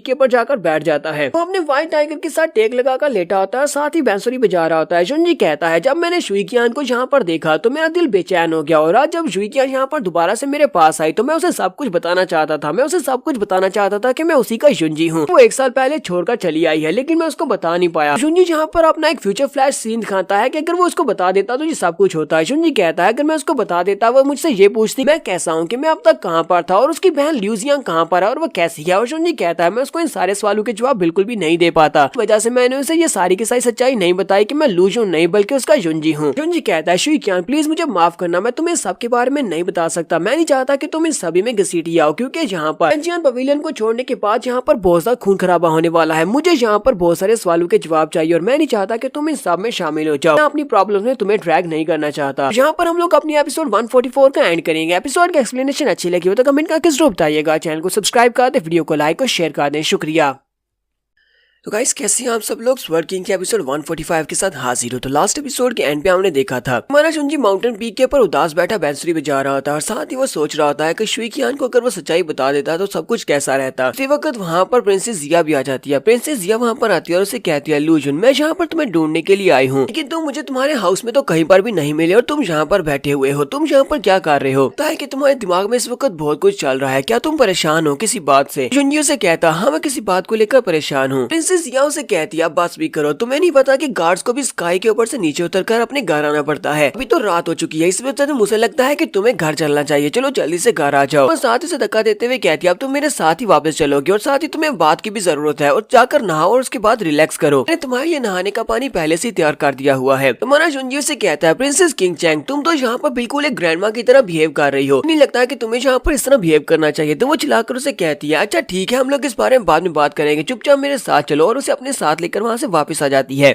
नेक्स्ट सीन हमें दोबारा से पवेलियन लॉर्ड का दिखाया जाता है। पवेलियन लॉर्ड के पास उसका भाई वू चैन भी आता है। तो फैन वू चैन अपने भाई वूजी से कहता है मुझे पता है कि वो लड़का बहुत ज्यादा स्टबर्न और बहुत ज्यादा एरोगेंस वाला है, तुम उस लड़के के पीछे क्यों पड़े हुए जबकि वो तुम्हारी बात मानने को तैयार ही नहीं है, तुम बार बार उस लड़के के पास क्यों जाते हो? तो फैन वूजी उसे कहता है उस लड़के को देखकर मुझे बाइली की याद आती है क्योंकि बाइली बिल्कुल इसी के तरह का था। तो फैन वू चैन उसे कहता है अगर वो इस कंपटीशन में फर्स्ट प्लेस के ऊपर आ जाता है तो इसका मतलब यह है कि वो कभी भी तुम्हारा डिसाइपल नहीं बन पाएगा, तुमने पहले से उसके साथ डील कर ली है। तो फैन वूजी उसे कहता है तुम्हें परेशान होने की जरूरत नहीं है, मुझे नहीं लगता कि वो कभी भी इस कंपटीशन को जीत पाएगा और फर्स्ट पोजीशन के ऊपर आ पाएगा, इस वजह से एंड के ऊपर उसे वापस मेरे पास ही आना पड़ेगा। यहाँ से नेक्स्ट सीन अगले दिन का दिखाया जाता है जब यहाँ पर टूर्नामेंट स्टार्ट होने वाला है। तो जब वहाँ पर टूर्नामेंट दोबारा से स्टार्ट होता है तो अब यहाँ पर फाइनलिस्ट आपस में फाइट करने वाले हैं। तो सभी देखने वाले कहते हैं आज के मैचेस तो देखने वाले होंगे क्योंकि यहाँ पर फाइनलिस्ट आपस में फाइट करने वाले हैं। टैंकिंग को भी दिखाते हैं कि टैंकिंग वहाँ पर खड़ा होता और कहता है पर तो आज बहुत सारे लोग मुझे मुझे देखने के लिए आए हुए हैं। ये सभी लोग देखना चाहते हैं कि मैं कैसे अपने मैच को जीतता हूँ। देखना मैं इस लूजन को सभी लोगों के सामने हरा दूंगा और सभी के सामने हराकर उसकी बहुत ज्यादा इंसल्ट हो जाएगी। जैसा कि बताया गया था, सबसे पहला मैच यहाँ पर यंग मास्टर की और एक दूसरे लड़के के दरमियान में होने वाला है। ये दोनों ही काफी स्ट्रॉन्ग होते हैं, लेकिन यंग मास्टर की उस दूसरे वाले से काफी ज्यादा स्ट्रॉन्ग है। वो उसे कहता है मुझे तुम्हारे जैसे कमजोर लड़के से फाइट नहीं करनी, इसलिए मैं चाहता हूँ कि तुम पहले यहाँ पर हार मान लो और यहाँ से दफा हो जाओ। मुझे अगर किसी से फाइट करनी है तो वो लूजन से करनी है। मेरी फाइट सिर्फ और सिर्फ लूजन के साथ होगी। साथ ही वो अपनी तलवार निकालता, अपनी एनर्जी को रिलीज करता और कहता है चलो यार मैं तुम्हारे साथ फाइट कर ही लेता हूँ। मुझे नहीं लगता कि तुम सिर्फ मेरे एक अटैक को भी बर्दाश्त कर पाओगे। और वो बड़ी स्पीड से आगे बढ़ता है और अपनी तलवार को घुमाते हुए एक स्लैश लगाता है। अब एक ही स्लैश के साथ वो अपने ओपोनेंट के ऊपर अटैक करता है तो उसका ओपोनेंट अरीना से बाहर जाकर दीवार के साथ पटकता है और वहीं पर बेहोश हो जाता है। रेफरी कहता है तो ये वाला मैच तो की यूजन ने जीत लिया है। बाकी सभी देखने वाले बहुत ज्यादा हैरान होते हैं और कहते हैं इस लड़के ने तो बड़ी आसानी के साथ अपने मैच को जीत लिया और वो भी तेजी के साथ। सिर्फ एक ही हिट में इसने अपने मैच को जीत लिया है। यंग मास्टर की सोच रहा होता है मुझे यहाँ पर पहली पोजीशन को तो हासिल करना ही पड़ेगा ताकि मैं लूजन को हराकर की फैमिली का बदला ले सकूं। मास्टर की ने मुझे कहा था कि उन्हें यहाँ पर बदला लेना है। रही बात लूजन की, तो मुझे इसी मैच के दौरान उसे इतनी बुरी तरह से जख्मी करना है कि वो इतनी बुरी तरह से जख्मी हो जाए कि दोबारा कभी भी वो किन फैमिली और चैंग फैमिली के खिलाफ जाने की हिम्मत भी नहीं करेगा। यहाँ पर दूसरा मैच स्टार्ट होता है। दूसरा मैच शुई कियान और उसके दूसरे से उसका साथी होता है उसके साथ होता है। तो ये लड़का किन फैमिली का मेंबर होता है। तो हमारी शुई कियान उसके साथ फाइट कर रही होती है। पहले दोनों एक दूसरे के साथ तलवारों को टकराते हैं। साथ ही वो दूसरा लड़का उसके ऊपर अटैक करने के लिए आगे बढ़ता है। जब वो अपनी तलवार को घुमाता है तो वो शुई कियान के ऊपर तलवार चलाता है तो शुई कियान का शैडो होता है। इसे देखकर वो काफी हैरान होता है। साथ ही कहता है लड़की तुम तो काफी ज्यादा स्ट्रॉन्ग हो, लेकिन देखना यहाँ पर इतनी भी स्ट्रॉन्ग नहीं हो कि मुझे हरा सको। वो यहाँ पर अपनी एक स्पेशल पावर को रिलीज करता है जो कि ब्लड स्वर्ड पावर होती है। सभी देखने वाले कहते हैं ये क्या, ये यहाँ पर एक सैक्रिफिशियल स्वर्ड पावर को यूज कर रहा है। ये तो डेविल सैक्रिफाइस स्वर्ड है। इस तरह की तलवार बनाने के लिए हमें 20 ब्लड की जरूरत पड़ती है। एक बीस्ट के ब्लड को सैक्रिफाइस करने के बाद इस तरह की तलवार बनाई जाती है। अगर कोई भी इसके साथ हिट हो जाता है तो उसकी स्पिरिट ब्रेक हो जाती है। वो दोबारा कभी अपनी जिंदगी में अपनी स्पिरिट को नहीं यूज कर पाता, अपनी स्पिरिचुअल पावर को यूज नहीं कर पाता। तो जो लड़की इसके साथ हिट हुई तो वो दोबारा कभी भी अपनी स्पिरिचुअल पावर को यूज नहीं कर पाएगी। किन फैमिली का यंग मास्टर अपनी तलवार को घुमाते हुए शुई कियान से कहता है मैं तुम्हें उठाकर इस अरीना से बाहर फेंकने वाला हूँ। अपनी तलवार को घुमाते हुए उसके ऊपर अटैक करता है, लेकिन शुई कियान ने वहाँ पर उसके इर्द गिर्द पानी का एक बैरियर बनाया होता है, आइस बैरियर। वो उस बैरियर को तोड़ता है, लेकिन उस बैरियर को तोड़ने के बाद भी उसे वहाँ पर कुछ भी दिखाई नहीं देता। तो शुई कियान पीछे से फिर से निकलती है, अपनी तलवार लेकर उसके सामने की तरफ से अटैक करती है उसकी चेस्ट के ऊपर। उसकी तलवार उसके चेस्ट के करीब पहुंचती है तो वहाँ पर एक शील्ड निकल आती है। उस शील्ड के साथ वो तलवार टकराकर वहीं पर रुक जाती है। शुई कियान भी इसमें बात से काफी हैरान होती है। देखने वाले कहते हैं किन्जो की पावर तो पहले से हिवली स्पिरिट राम तक पहुंच चुकी है। ऐसा नहीं है कि शुई कियान इसके साथ फाइट करके जीत पाएगी, क्योंकि हिवली स्पिरिट राम में और इसके लेवल में काफी बड़ा डिफरेंस है। ये लड़की तो अर्थ स्पिरिट राम के 7th लेवल पर है। तो किन्जो हमारे शुई कियान से कहता है कि अब तुम्हें समझ जा रही है कि हम दोनों की पावर में कितना बड़ा गैप है। हम दोनों की पावर लेवल एक दूसरे से अलग है, इसलिए वजह से देखना मैं यहाँ पर तुम्हें बड़ी आसानी से हरा दूंगा और तुम मुझे हरा नहीं सकती। वहीं पर खड़े खड़े फिर से अपनी तलवार को घुमाते हुए शुई कियान के ऊपर कट लगाता है तो वो शुई कियान का एक शैडो होता है। शुई कियान फिर भी वहाँ पर रियल नहीं होती। इस बात से इसको काफी ज्यादा गुस्सा आ रहा होता है कि बार बार वो अपने शैडोज को यूज करते हुए उसे चकमा दे रही है। शुई कियान की अच्छी परफॉर्मेंस को देखने के बाद बाहर जो लोग होते हैं वो उसकी परफॉर्मेंस को देखने के बाद उसकी बातें कर रहे होते हैं। वो लोग कहते हैं इस शुई कियान लड़की के बारे में हमें पहले क्यों नहीं पता, हमने इसे पहले क्यों नहीं देखा हुआ। बस इतना पता है कि इसने 6 महीने पहले हमारे आउटर गेट को एज अ डिसाइपल ज्वाइन किया था, एक आउटर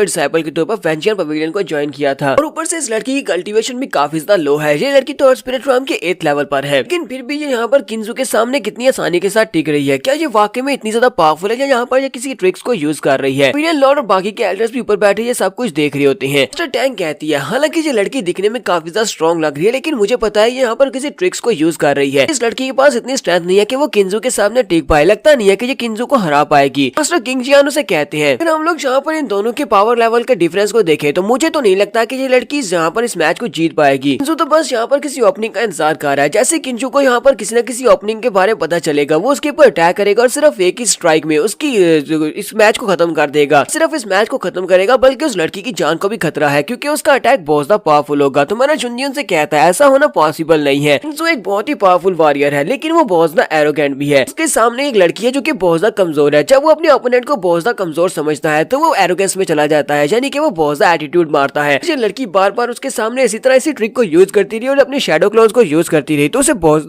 गुस्सा आएगा, और जब किसी को गुस्सा आता है तो वो ठीक तरह से फैसले नहीं ले पाता। किन्जो वाकई में वहाँ पर गुस्से में खड़ा होता है कि उसी वक्त शुई कियान पीछे वाली साइड से निकलती है और उसे कहती है कहा कि मैं बहुत ज्यादा लकी हूँ, चलो देखते हैं कि मैं वाकई में लकी हूँ या नहीं। पीछे वाली साइड से उसके ऊपर अटैक करने के लिए आगे बढ़ती है। वो उसके साथ अपनी तलवार को टकराती है। इस वक्त किन्जो एज के ऊपर खड़ा होता है, यानी कि अरीना के एज के ऊपर खड़ा होता है। वो अपनी तलवार से उसके अटैक को ब्लॉक तो करता है, लेकिन शुई कियान की तलवार सीधी उसकी गर्दन के पास आकर रुकती है और उसे कहती है चलो जल्दी से गिव अप कर दो। वो उसे गिव अप करने का कहती है तो वो और भी ज्यादा गुस्सा हो जाता है और कहता है तुम बस एक कमजोर सी लड़की हो, तुम्हारा अटैक बहुत ज्यादा वीक है और तुम्हें लगता है कि तुम इस अटैक के साथ मुझे यहाँ पर गिव अप करने पर मजबूर कर सकती हो, बस यहाँ पर मुझे बहुत ज्यादा गुस्सा दिलाने की कोशिश कर रही है। वो अपने हाथ को यूज करता है, उसमें अपनी पावर्स को रिलीज करता है और कहता है देखना अब तुम्हें यहाँ पर बहुत ज्यादा पछतावा होने वाला है इस बात का कि तुमने मुझे गुस्सा क्यों दिलाया है। तो वो अपने हाथ में पावर को एक्टिवेट करने के बाद सामने की तरफ रिलीज करता है। शुइकियान जल्दी से जंप करते हुए पीछे की तरफ हट जाती है, उसकी पावर का प्रेशर बहुत ज्यादा होता है। रीना की साइडों के करीब करीब जो लोग खड़े होते हैं उन सभी को उसका प्रेशर महसूस होता है। वो सभी लोग कहते हैं किंजू इस वक्त बहुत ज्यादा गुस्से में और हम लोग उसकी रैत को महसूस कर पा रहे हैं। लगता नहीं है कि शुइकियान उसके सामने अब टिक पाएगी, लगता है कि एक ही अटैक में वो शुइकियान की जान भी ले लेगा। लड़की तो काफी ज्यादा खूबसूरत भी थी और ऊपर से काफी ज्यादा स्ट्रॉन्ग भी थी, लेकिन अफसोस की बात तो यह है कि अब ये यहाँ पर मरने वाली है। किंजू अपनी एनर्जी को रिलीज करने के बाद आसमान के ऊपर एनर्जी से बनी हुई एक बड़ी सी तलवार बनाता है और उसी तलवार के साथ शुइकियान के ऊपर अटैक कर देता है। वो तलवार ऊपर से नीचे शुइकियान के ऊपर गिरती है, शुइकियान उस तलवार के साथ हिट होती है और वहाँ पर कुछ भी नहीं बचता। लोग अब सामने की तरफ देख रहे होते हैं कि वहाँ पर क्या बना, क्या शुइकियान मार गई। एक्चुअली किंजू वहाँ पर जोर जोर से हंसना शुरू कर देता है और कहता है लड़की तुम्हें क्या लगा था कि तुम मेरे खिलाफ यहाँ पर फाइट कर सकती हो, तुम तो देखो अब तुम्हारा कुछ भी नहीं बचा, तुम तो मर गई हो। लेकिन जैसे वहाँ से धुआं हटता है तो उसे पता चलता है कि वो सिर्फ एक शैडो क्लोन था। इस बात से और भी ज्यादा गुस्सा होता है और कहता है ऐसा नहीं हो सकता, ये बार बार शैडो क्लोन्स को कैसे यूज कर सकती है। क्योंकि असली की शुइकियान उसकी साइड के ऊपर से निकलती है, अपनी तलवार को लेकर उसके ऊपर अटैक करती है। वो उस अटैक को ब्लॉक करने लगता है तो वो जल्दी से जंप करते पीछे की तरफ हट जाती है, यानी कि उसकी तलवार के साथ अपनी तलवार को भी नहीं टकराती है। पीछे वाली साइड पर हटने के बाद वो पीछे से उसके हाथ के ऊपर अटैक करती है तो उसके हाथ से उसकी तलवार छूट जाती है। उसके हाथ से उसकी तलवार छूट जाती है, वो उस तलवार को किक मारती है जिससे वो तलवार उड़ती हुई रीना से बाहर की तरफ गिरती है। किंजू कहता है तुम्हें क्या लगता है तुम मेरे हाथ से तलवार को गिरा सकती हो। वो जल्दी से जंप करते हुए अपनी तलवार को कैच करने के लिए बढ़ता है। जब वो तलवार को कैच करने के लिए आगे बढ़ता है तो उसे महसूस होता है कि वो रीना से बाहर आ चुका है, क्योंकि वो रीना से वाकई में बाहर गिर चुका होता है। तो सबने अपनी तलवार को पकड़ने के चक्कर में खुद ही उसने रीना से बाहर छलांग लगा दी और हमारी शुइकियान ऊपर खड़ी होती है और उसे कहती है मैं इस मैच को जीत चुकी हूँ। और यहीं पर वो अपना एक बैकग्राउंड सीन दिखाती है जहाँ पर रात के वक्त वो हमारे जुंजी से मिलने के लिए गई थी और उसे कहा था कि मेरा मुकाबला किंजू के साथ है और वो काफी स्ट्रॉन्ग है, मुझे तुमसे ट्रिक्स की जानना है, मुझे बताओ कि मैं उसको कैसे हरा सकता हूँ। और जुंजी उसे कहता है तुम्हारे दोनों के पावर लेवल्स में बहुत बड़ा डिफरेंस है, अगर तुम डायरेक्ट उससे फाइट करोगी तो तुम उससे फाइट में कभी भी जीत नहीं सकती क्योंकि उसकी स्ट्रेंथ ज्यादा है। मैं चाहता हूँ कि तुम उससे फाइट करते वक्त उसको आउटस्मार्ट करो, उसको बहुत ज्यादा गुस्सा दिलाना, जब वो गुस्सा आ जाएगा उसके बाद तुम अपने ट्रिक्स को चलना और उसको हरा देना। शुइकियान उसे कहती है क्या तुम मुझे डिटेल में समझा सकते हो। तुम्हारा जुंजी उसकी तरफ देखता फिर उसके बाद आगे बढ़ता है, उसे कहता है अच्छा ठीक है उठकर खड़ी हो जाओ। वो उसे बताता है तो लड़का बहुत ज्यादा एरोगेंट है, तुम्हें वहाँ पर कुछ ऐसा करना है जिसकी वजह से उसे बहुत ज्यादा गुस्सा हो, बार बार अपने शैडो क्लोन्स को यूज करना। वो गुस्सा हो जाएगा तब वो सही तरह से सोच नहीं पाएगा। उसके बाद तुम्हें कुछ ऐसा करना है जिसकी वजह से वो खुद ब खुद रीना से बाहर चला जाए, क्योंकि तुम अपनी पावर्स को यूज करते हुए उसे रीना से कभी बाहर नहीं निकाल पाओगी। यहाँ पर सीन प्रेजेंट में आता है तो रेफरी कहता है तो इस फाइट की विनर शुइकियान जो है। शुइकियान भी इस बात से बहुत ज्यादा खुश हो जाती है कि उसने अपने मैच को जीत लिया है। तो यहाँ पर हम लोग अपनी एपिसोड 145 का एंड करेंगे। एपिसोड की एक्सप्लेनेशन अच्छी लगी हो तो कमेंट करके जरूर बताइएगा। चैनल को सब्सक्राइब कर दे, वीडियो को लाइक और शेयर कर दें। शुक्रिया।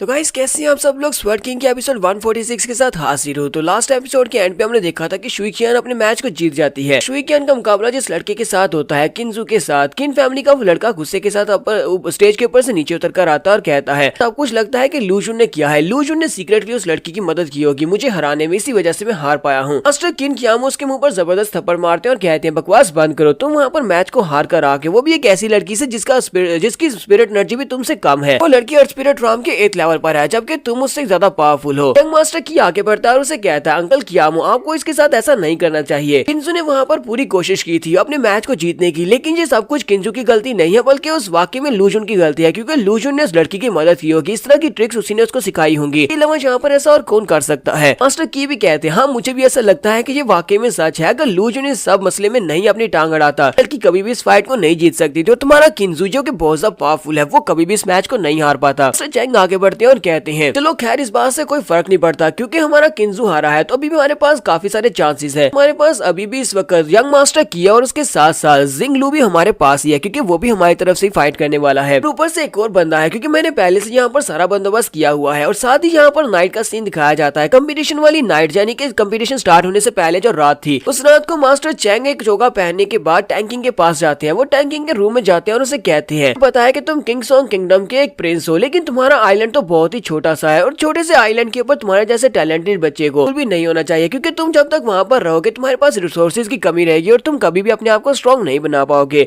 तो टैंकिंग जल्दी से उठकर खड़ा हो जाता है, अपना वेपन उठाता है और कहता है कौन हो तुम यहाँ पर कैसे आए हो? मैं क्या लगता है कि तुम इस तरह से अंदर आ सकते हो? मैं एक प्रिंस हूँ और तुम प्रिंस के रूम में इस तरह अंदर नहीं आ सकते। तो मास्टर चैंग उसे कहते हैं तुम्हारे पास तो बहुत ज्यादा टैलेंट है और तुम्हारी पावर्स को देखते हुए मुझे लगता है कि अगर तुम्हें अच्छे से रिसोर्सेज दिए जाए, तुम्हें अच्छे से कल्टीवेट करवाया जाए तो मार्शल आर्ट्स की दुनिया में सबसे ऊपर आ सकते हो और तुम एक स्वॉर्ड मास्टर भी बन सकते हो। लेकिन अफसोस की बात तो यह है कि तुम्हारा ये छोटा सा किंगडम ये तुम्हें कुछ भी नहीं दे सकता। वहाँ पर इतने ज्यादा रिसोर्सेज नहीं है कि तुम्हें वहाँ पर इतनी ज्यादा कल्टीवेट करवाया जा सके और ना ही तुम्हें गाइडेंस देने के लिए वहाँ पर कोई मास्टर है। इस वजह से तुम वेंजियन पवेलियन में चले आए हो ताकि तुम यहाँ पर आकर स्ट्रॉन्ग बन सको। मैं तुम्हारी हेल्प कर सकता हूँ, मैं तुम्हें स्ट्रॉन्ग बना सकता हूँ। टैंकिंग उसे कहता है तो क्या तुम यहाँ पर मेरी मदद करने के लिए आए हो? मास्टर चैंग उसे कहते हैं हाँ मैं मदद करने के लिए आया हूँ, लेकिन मेरी एक कंडीशन है, तुम्हें मेरा एक काम करना होगा। टैंकिंग कहता है तो मुझे कौन सा काम करना पड़ेगा? मास्टर उसे कहते हैं तुम्हें मेरे लिए किसी को मारना होगा। तुम्हें पता है ना कि मास्टर लू जुन कौन है? तुम्हें स्वॉर्ड मास्टर लू जुन को कंपटीशन के दौरान इतना ज्यादा जख्मी करना होगा कि आगे आने वाला ओपोनेंट से आसानी से मार दे, या फिर अगर तुम अपने मैच को जीतने वाले हो तो तुम्हें उसे जान से मारना होगा। मैं तुम्हें यहाँ पर कुछ ऐसी चीजें देकर जाऊंगा जो तुझे मारने में तुम्हारी मदद करेंगी। तुमने और लू जुन ने इकट्ठे इस पवेलियन को ज्वाइन किया था, लेकिन लू जुन के टैलेंट्स की वजह से उसको बहुत ज्यादा मान्यता मिल चुकी है। वो वहाँ पर जनता में बहुत ज्यादा मशहूर हो चुका है। तुम्हें यहाँ पर कोई भी जानता पहचानता नहीं है, कोई भी तुम्हारे टैलेंट्स के साथ इंप्रेस नहीं होता, क्योंकि तुम्हारे टैलेंट्स तो काफी ज्यादा अच्छे हैं लेकिन तुम्हारी कल्टीवेशन लो है। ना ही तुम्हें यहाँ पर कोई जानता है। लेकिन एक बार अगर तुमने इस कंपटीशन के दौरान लू जुन को हरा दिया, अगर तुमने उसको मार देते हो, सिर्फ और सिर्फ तुम्हारा ही नाम होगा, सभी लोग तुम्हारे बारे में जान जाएंगे और तुम बहुत ज्यादा स्ट्रॉन्ग बन जाओगे। उसके बाद में वेंजियन पवेलियन में तुम्हारे लिए कुछ ऐसी सेटलमेंट करूंगा कि स्वॉर्ड मास्टर तुम्हें अपना पर्सनल डिसाइपल बना ले, बहुत सारे रिसोर्सेज मिलेंगे। ये बताओ क्या तुम इस ऑफर को एक्सेप्ट करोगे? अगर तुम ऑफर को एक्सेप्ट करोगे तो मैंने तुम्हारे बिस्तर के ऊपर 2 बॉटल्स रखी है, एक तुम्हारे पीने के लिए जो तुम्हें बहुत ज्यादा स्ट्रेंथ देगी और दूसरी पॉइजन वाली बॉटल है जो कि तुम्हें अपनी तलवार के ऊपर लगाना होगा। इसलिए सोच समझकर फैसला करना। अगर तुमने ये किया तो इसका मतलब यह है कि तुम हमारे साथ हो। के चले जाने के बाद टैंकिंग आगे बढ़ता है और उन दोनों बॉटल्स को उठाता है और कहता है मेरे पूरे के पूरे किंगडम की रिस्पॉन्सिबिलिटी मेरे ऊपर है। मुझे यहाँ पर कल्टीवेट करने के लिए भेजा है ताकि कल को मैं एक बहुत ही पावरफुल वॉरियर बनकर वापस अपने किंगडम में जाऊँ। वो वहीं पर एक बॉटल उठाता है और उसको पी जाता है। जब वो उसको पीता है तो उसे जबरदस्त पावर मिलती है। उसके बाद वो दूसरी बॉटल के अंदर जो पॉइजन होता है उसे अपनी तलवार के ऊपर डाल लेता है। उससे वो बहुत ज्यादा खुश होता है और कहता है तो लू जुन तुम बस इंतजार करो, कल को तुम्हें मारकर उसके बाद में बहुत ज्यादा स्ट्रॉन्ग बनने वाला हूँ। यहीं पर फोर्थ बैटल को स्टार्ट किया जाता है। फोर्थ बैटल जो कि हमारे लू जुन और टैंकिंग के दरमियान में होने वाली है। तो हमारा जुनजी और टैंकिंग दोनों एक दूसरे के आमने सामने खड़े होते हैं। देखने वाले कहते हैं हम सभी लोगों को स्वॉर्ड मास्टर लू जुन की पावर्स के बारे में तो अच्छी तरह से पता है, क्योंकि हमने उसको फाइट करते हुए देखा है। हमें टैंकिंग की पावर्स के बारे में कुछ भी नहीं पता कि वो कितना ज्यादा पावरफुल है। आज की बैटल देखने लायक होगी, क्योंकि आज वो यहाँ पर अपना फुल देने वाला है, अपना बेस्ट देगा। कि उसे इस फाइट को अगर जीतना है तो उसे यहाँ पर अपनी फुल स्ट्रेंथ को यूज करना पड़ेगा। टैंकिंग यहाँ पर फाइट को स्टार्ट करता है और कहता है अगर मैं यहाँ पर ऑनरेबल स्वॉर्ड मास्टर लू जुन को हरा देता हूँ तो उसके बाद वेंजियन पवेलियन में बहुत ज्यादा फेमस हो जाऊंगा। मैं एक इंस्टेंट में फेमस होने वाला हूँ, तो इसलिए तुम्हें तो आज हारना पड़ेगा। अपनी तलवार को यूज करते हुए हमारे जुनजी के ऊपर एक पावरफुल स्ट्राइक लगाता है। तो हमारा जुनजी जो पहले उसके सामने खड़ा है वो बड़ी आसानी से उसके अटैक को डॉज कर लेता है। तो उसके अटैक को डॉज करता है, उसे महसूस होता है कि इसकी पावर्स पहले से काफी ज्यादा बढ़ चुकी हैं। तो अगर टैंकिंग फिर से जंप करते हुए हमारे जुनजी पर अटैक करने के लिए पीछे वाली साइड से आगे बढ़ता है। जुनजी वहीं पर खड़े खड़े अपनी पावर्स को रिलीज करते हुए उसके अटैक को ब्लॉक करता है। तो अटैक काफी ज्यादा पावरफुल होता है। जुनजी उसके अटैक के साथ वहाँ पर हिट होता है। देखने वाले कहते हैं हमें ऐसा क्यों लग रहा है कि टैंकिंग पहले से भी ज्यादा स्ट्रॉन्ग हो गया है।